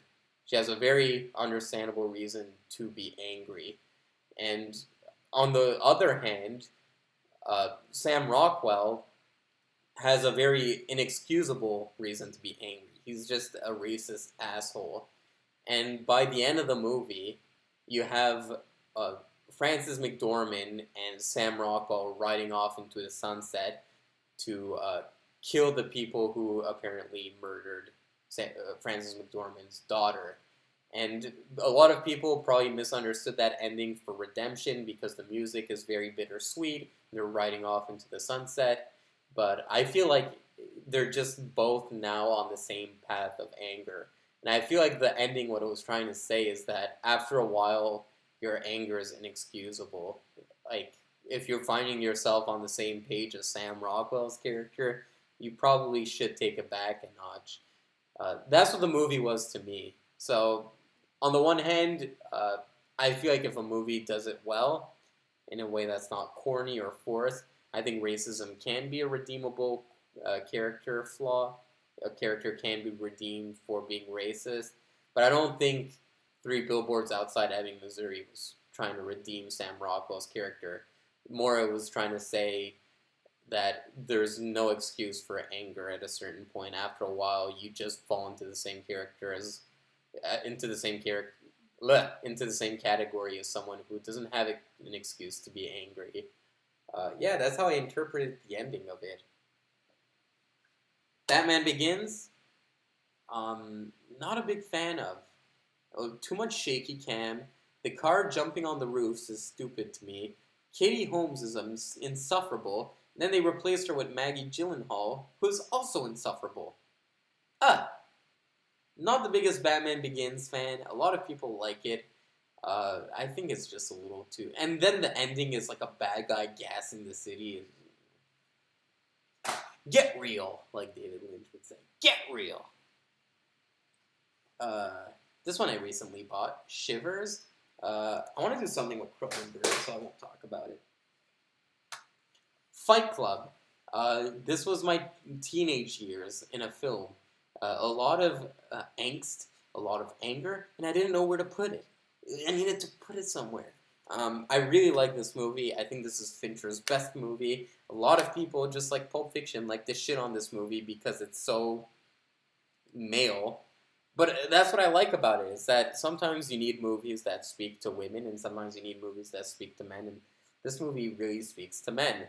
Uh, and I think the reason why it resonates so much with teenagers is because when you're a teenager, you go through this identity crisis almost, where it's like, shit, I'm about to go to university, I'm about to become a man, I'm starting to worry about what girls think of me, I'm starting to worry about what clothes are on my back, I'm starting to worry about my identity, how my society perceives me, and here comes a movie that deals directly with that, and not only does it deal with it, it fucking punches you in the face with it.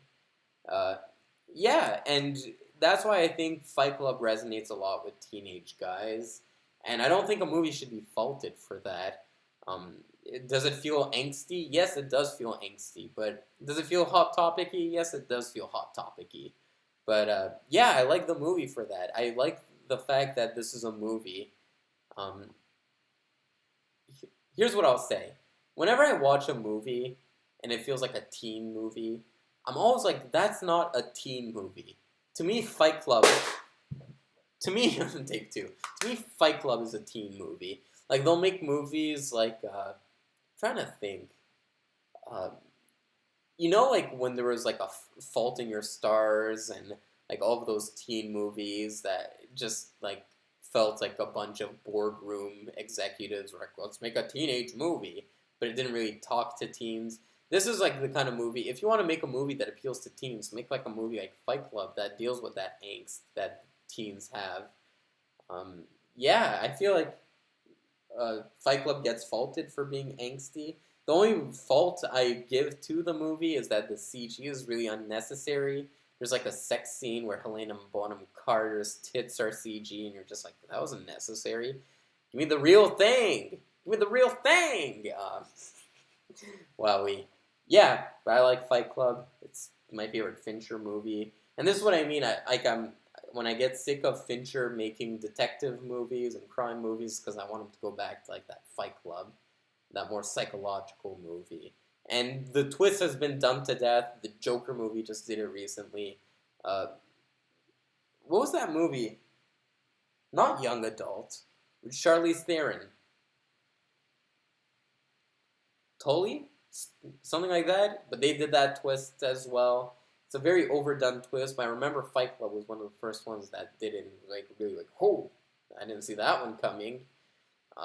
Yeah, but like I said, what really works for me with Fight Club is that it's a movie that's unapologetically made for teens and resonates with teens, especially.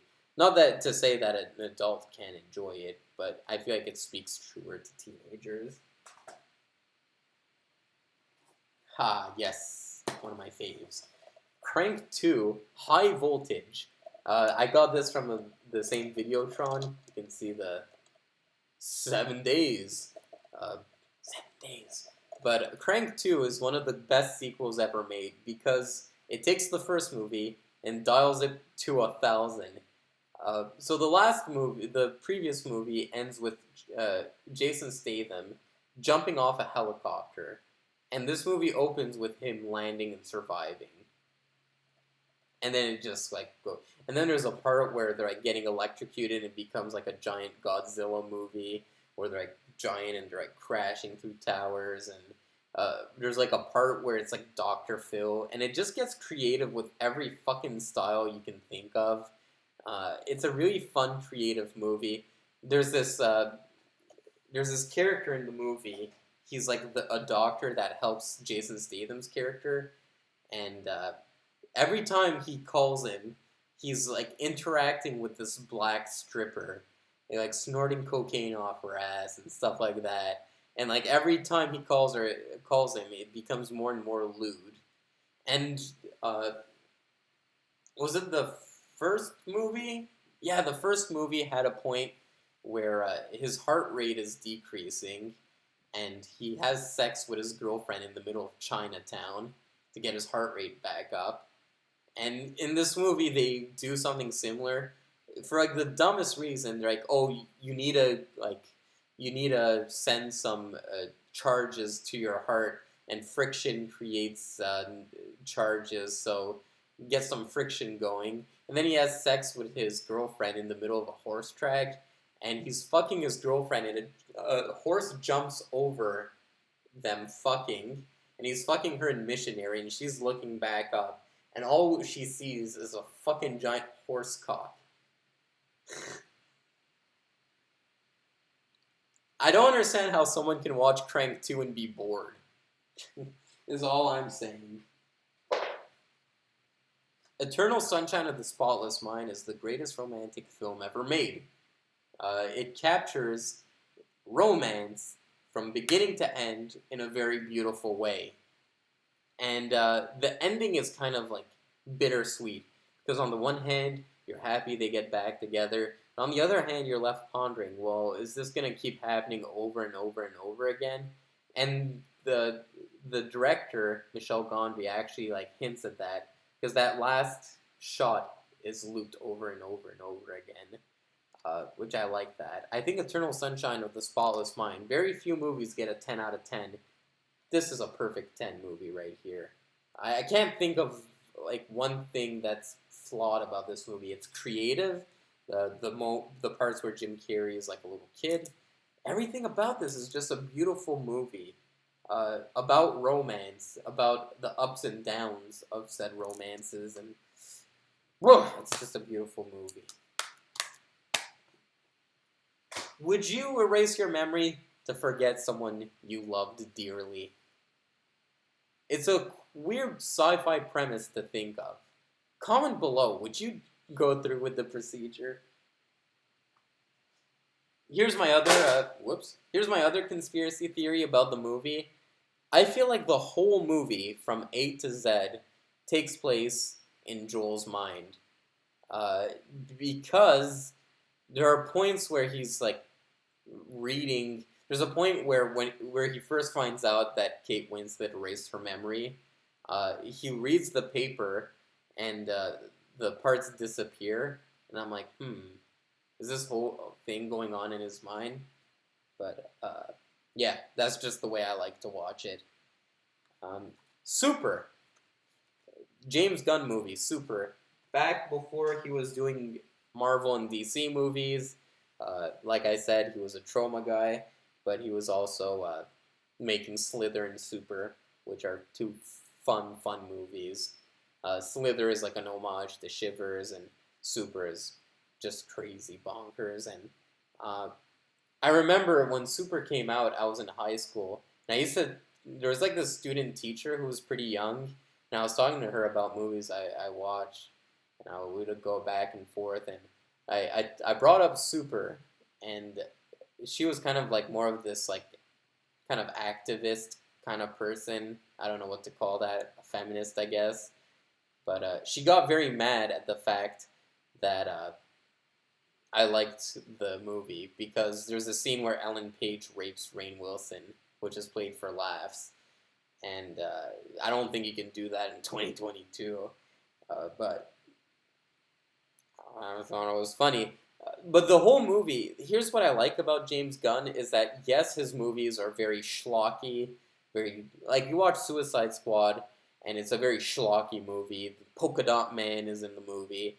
But then it ends with Ratcatcher 2's conversation with her dad about why they should like rats, how they're like rejects of society, and it kind of alludes to Suicide Squad being rats. And that's what I like about Super. It's probably his most emotional movie. It has such a good emotional core to it, where at the end he's just looking at the mural of all the good moments he's had, where he's saving the day. It's a very emotional ending for like a schlocky B movie that involves like a scene where his brain gets dissected and he's bashing people over the head with a wrench. It works.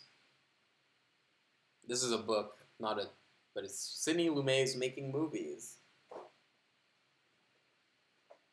I told you I'm a nerd. Logan.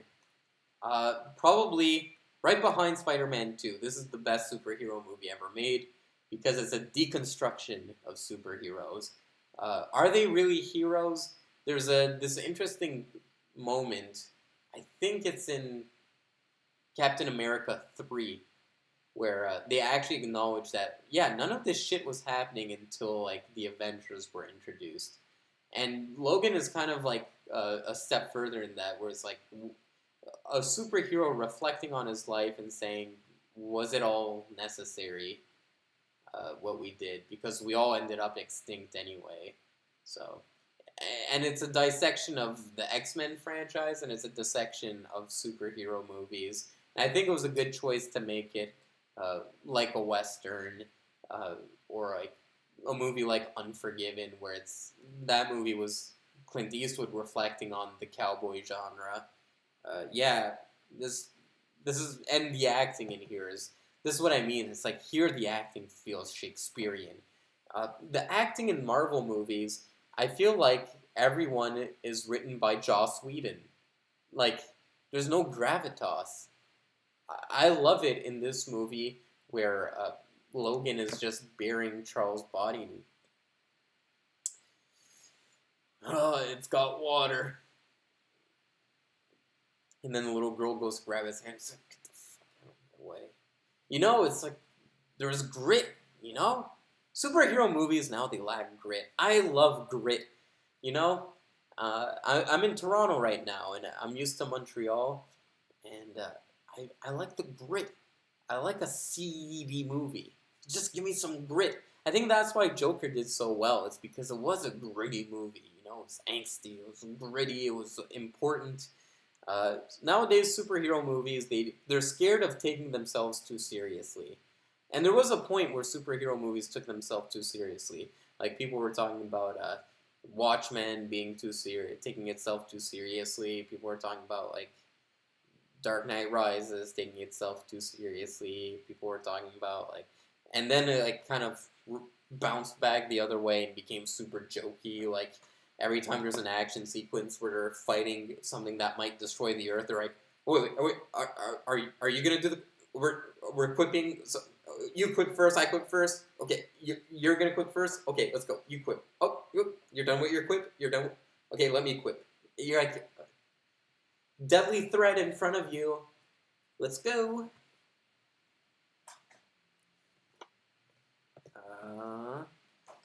Yes, this is a very, very spectacular movie.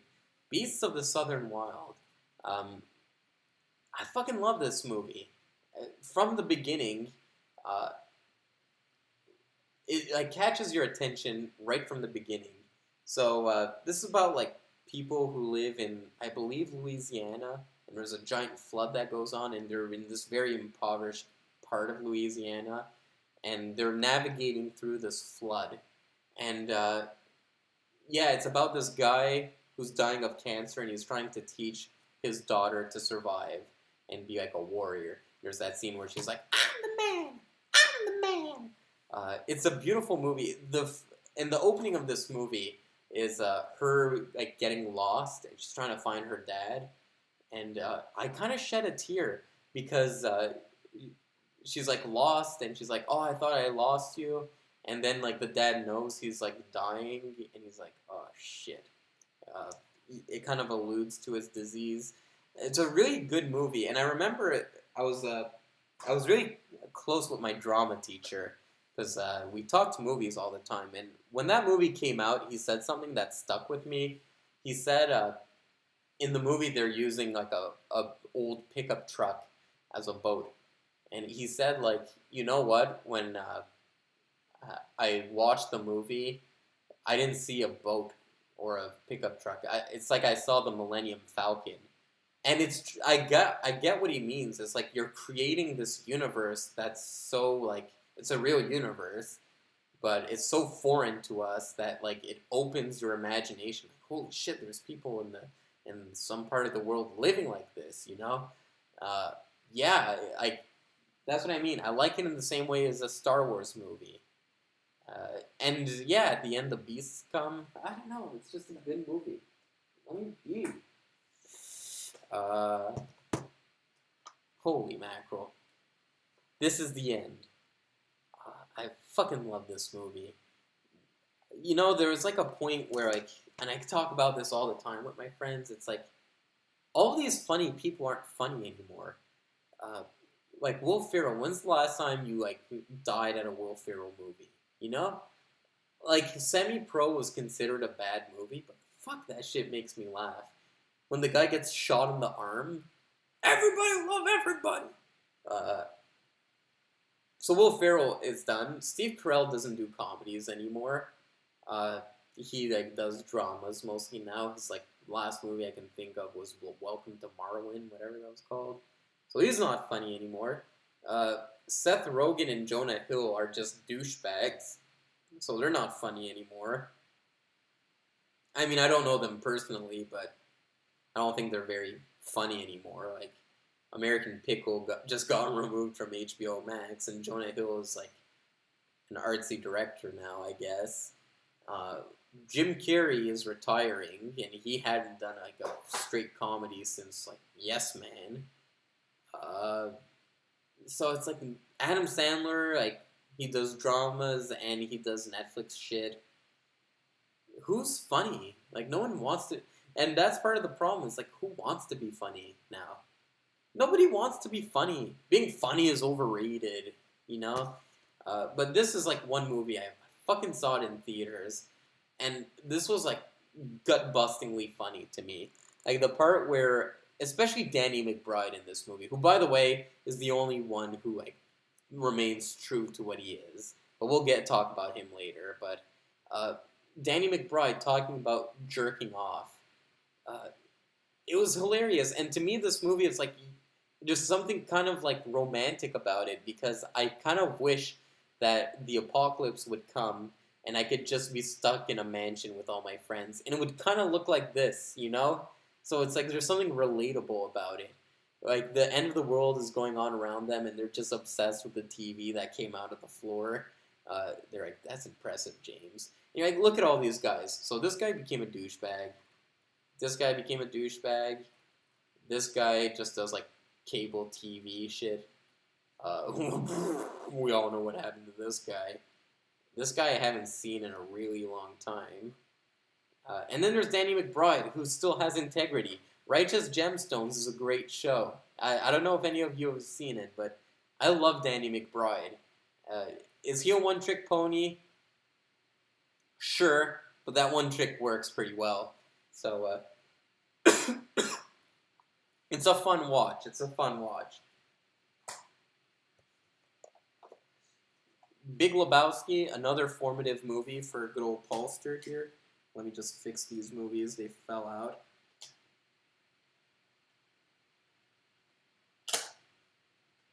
There we go. But, yeah, it's a steelbook. I'm not a fan of this steelbook. And, but what can you say about the Big Lebowski that hasn't been said before? There's a quote from the Big Lebowski that I say all the time. And the quote is, "You know, that is just like your opinion, man." I find myself using that so much in my life. Like when my friends, they'll talk about politics, and they'll like kind of look at me to see what I think, and I'm just like, "Oh yeah, well, that's just like your opinion, man." It's like if you want to deflate a situation, that's the perfect thing to say. Blood Simple, I need to rewatch. It's been a while. I need to rewatch. A Clockwork Orange. Okay, here's the story I had. So in pharmacy school, they. Okay, here's the thing. I never learn in class. Like, I'll just read the PowerPoint, read the slides, read the guidelines, and I'm fine. Like, I don't need someone to tell me the instructions. But they imposed a mandatory attendance in my class because I think it's because our class was like 30 people and half the people weren't showing up, so it was like only 15 people in the class, and like, oh, that's a bad look. Let's just put a mandatory attendance. But yeah, I used to hate going to class because it would be 8 a.m., which is not my organic time to wake up, and yeah, I would basically watch movies all day in class and then go home and study my ass off. But one day I was watching A Clockwork Orange in class, and I forgot that I was sitting in the front row. And I was just like watching the movie and digging it, and there was like this like white Starbucks girl who was sitting behind me, and she's just like, "Oh my god, is that rape?" She didn't say that, but she was thinking it, and I was like, "No, it's a Clockwork Orange, okay? It's art, it's art." To Kill a Mockingbird, I'm not a fan of old movies, to be honest. They kind of like say, why does everyone talk like this? That was my Jimmy Stewart impression. Jimmy Stewart's not in the movie, but I feel like everyone sounds like him. Gran Torino, fantastic movie, probably my favorite Clint Eastwood movie. And yeah, going back to is racism a redeemable like character trait? Um, can you redeem a character that's racist? Well, that movie did it. He was really racist towards his Korean neighbors. We used to stack fucks like you, 6 feet high back in Korea. Get off of my lawn. That's my Clint Eastwood voice. Yeah. The Thing, my favorite John Carpenter movie. Uh, yeah, this is you can't say anything. They're remaking The Thing again. Uh, they better go practical and commit to it this time instead of fucking putting CG over it. That Thing prequel actually wasn't that bad though. I will admit it wasn't too bad. I think Blumhouse will fuck it up though.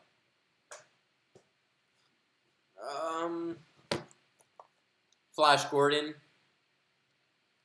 Haven't seen it, to be quite honest. Uh, George Harrison in concert. Okay, I'm gonna talk about this. I think George Harrison was the best Beatle. I honestly think if I had to rank the Beatles, George, Paul, John, Ringo. I think John was a little overrated. He was just a hippie. Yikes. Think about it. That's all I have to say. I want to take the price tag off of this one. I'm not proud of this. But some of these I got for free because I returned a lot of old DVDs anyway. But Red Rocket. Oh shit! There's a second price tag.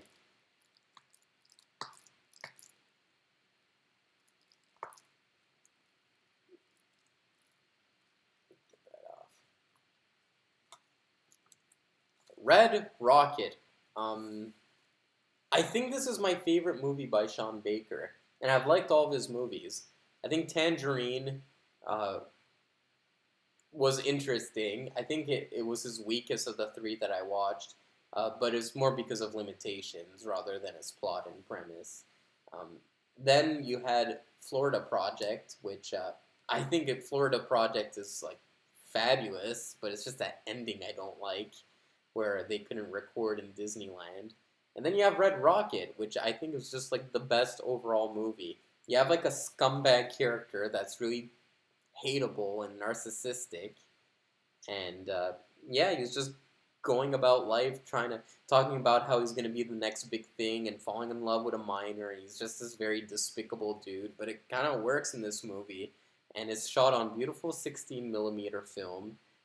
We see Simon Rex's dong in this movie, which is gigantic, big juicy dick. Did I say his dick was juicy? I didn't say his dick was juicy.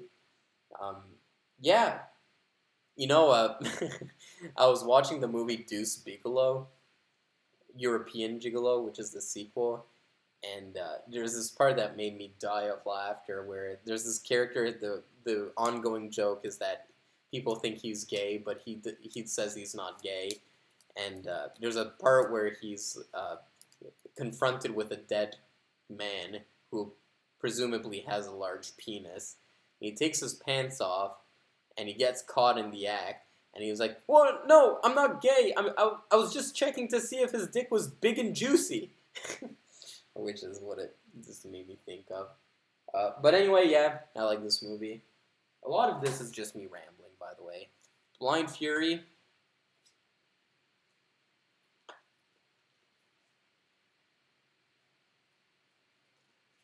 Blind Fury. I haven't seen yet. Can't judge it. It was on sale. Uh, Planet Earth. Not a big Planet Earth guy. Not really my cup of tea. I enjoy it in small doses, though. The Blues Brothers. Speaking of John Landis, I think The Blues Brothers is one of the greatest musicals. It's not really a musical. It's a jukebox musical. But when you think of it, it's kind of sad to think, but I was thinking this the other day. James Brown shows up in the movie. Ray Charles shows up in the movie. Aretha Franklin shows up in the movie. Uh, who else? There's definitely... Cab Calloway is in the movie. And it's sad to see all these blues, jazz, R&B legends pass away. The last one was Aretha Franklin. But I like that style of music, especially Cab Calloway. I reviewed Stormy Weather on my YouTube channel. And I feel like Dan Aykroyd, whenever he makes something, he has so much respect for the thing. You know, like when he was making Ghostbusters, it's like you can tell he respects paranormal shit. Say what you will, he's a nutcase, but he definitely respects what he's doing. And Blues Brothers was that because I watched a lot of interviews with him, and he was talking about how he was just playing records and records of blues music and getting into it, and it's a weird movie to conceive of. It's like a movie about getting the band back together, and it's this musical with these very expensive car chases where they literally took a car in a crane, flew it in a helicopter, and dropped it for like a movie with Aretha Franklin. But it's like somehow it works. There's some times where Dan Aykroyd can get a little ahead of himself. You get movies like Nothing But Trouble where it's just like too much crazy fucking shit going on. But then every so often it's like, yeah, it kind of worked. Like, I think this movie has the world record for most cars totaled for a movie. And it's for a musical with Aretha Franklin and Cab Calloway and Ray Charles. It shouldn't work in concept, but it does in execution. What can I say? Snatch. Probably the best Guy Ritchie movie. I'm not the big Guy Ritchie guy. The guy from Walking Dead is in this movie, which I only realized when I rewatched it recently. But yeah, it's a fun time. Feed them to the pigs. Yeah. Hugo, not a big fan of. My dad has a 3D TV, so he bought this movie. But I'm not a big Hugo bug guy. And I think this is the last one. Toy Story 3.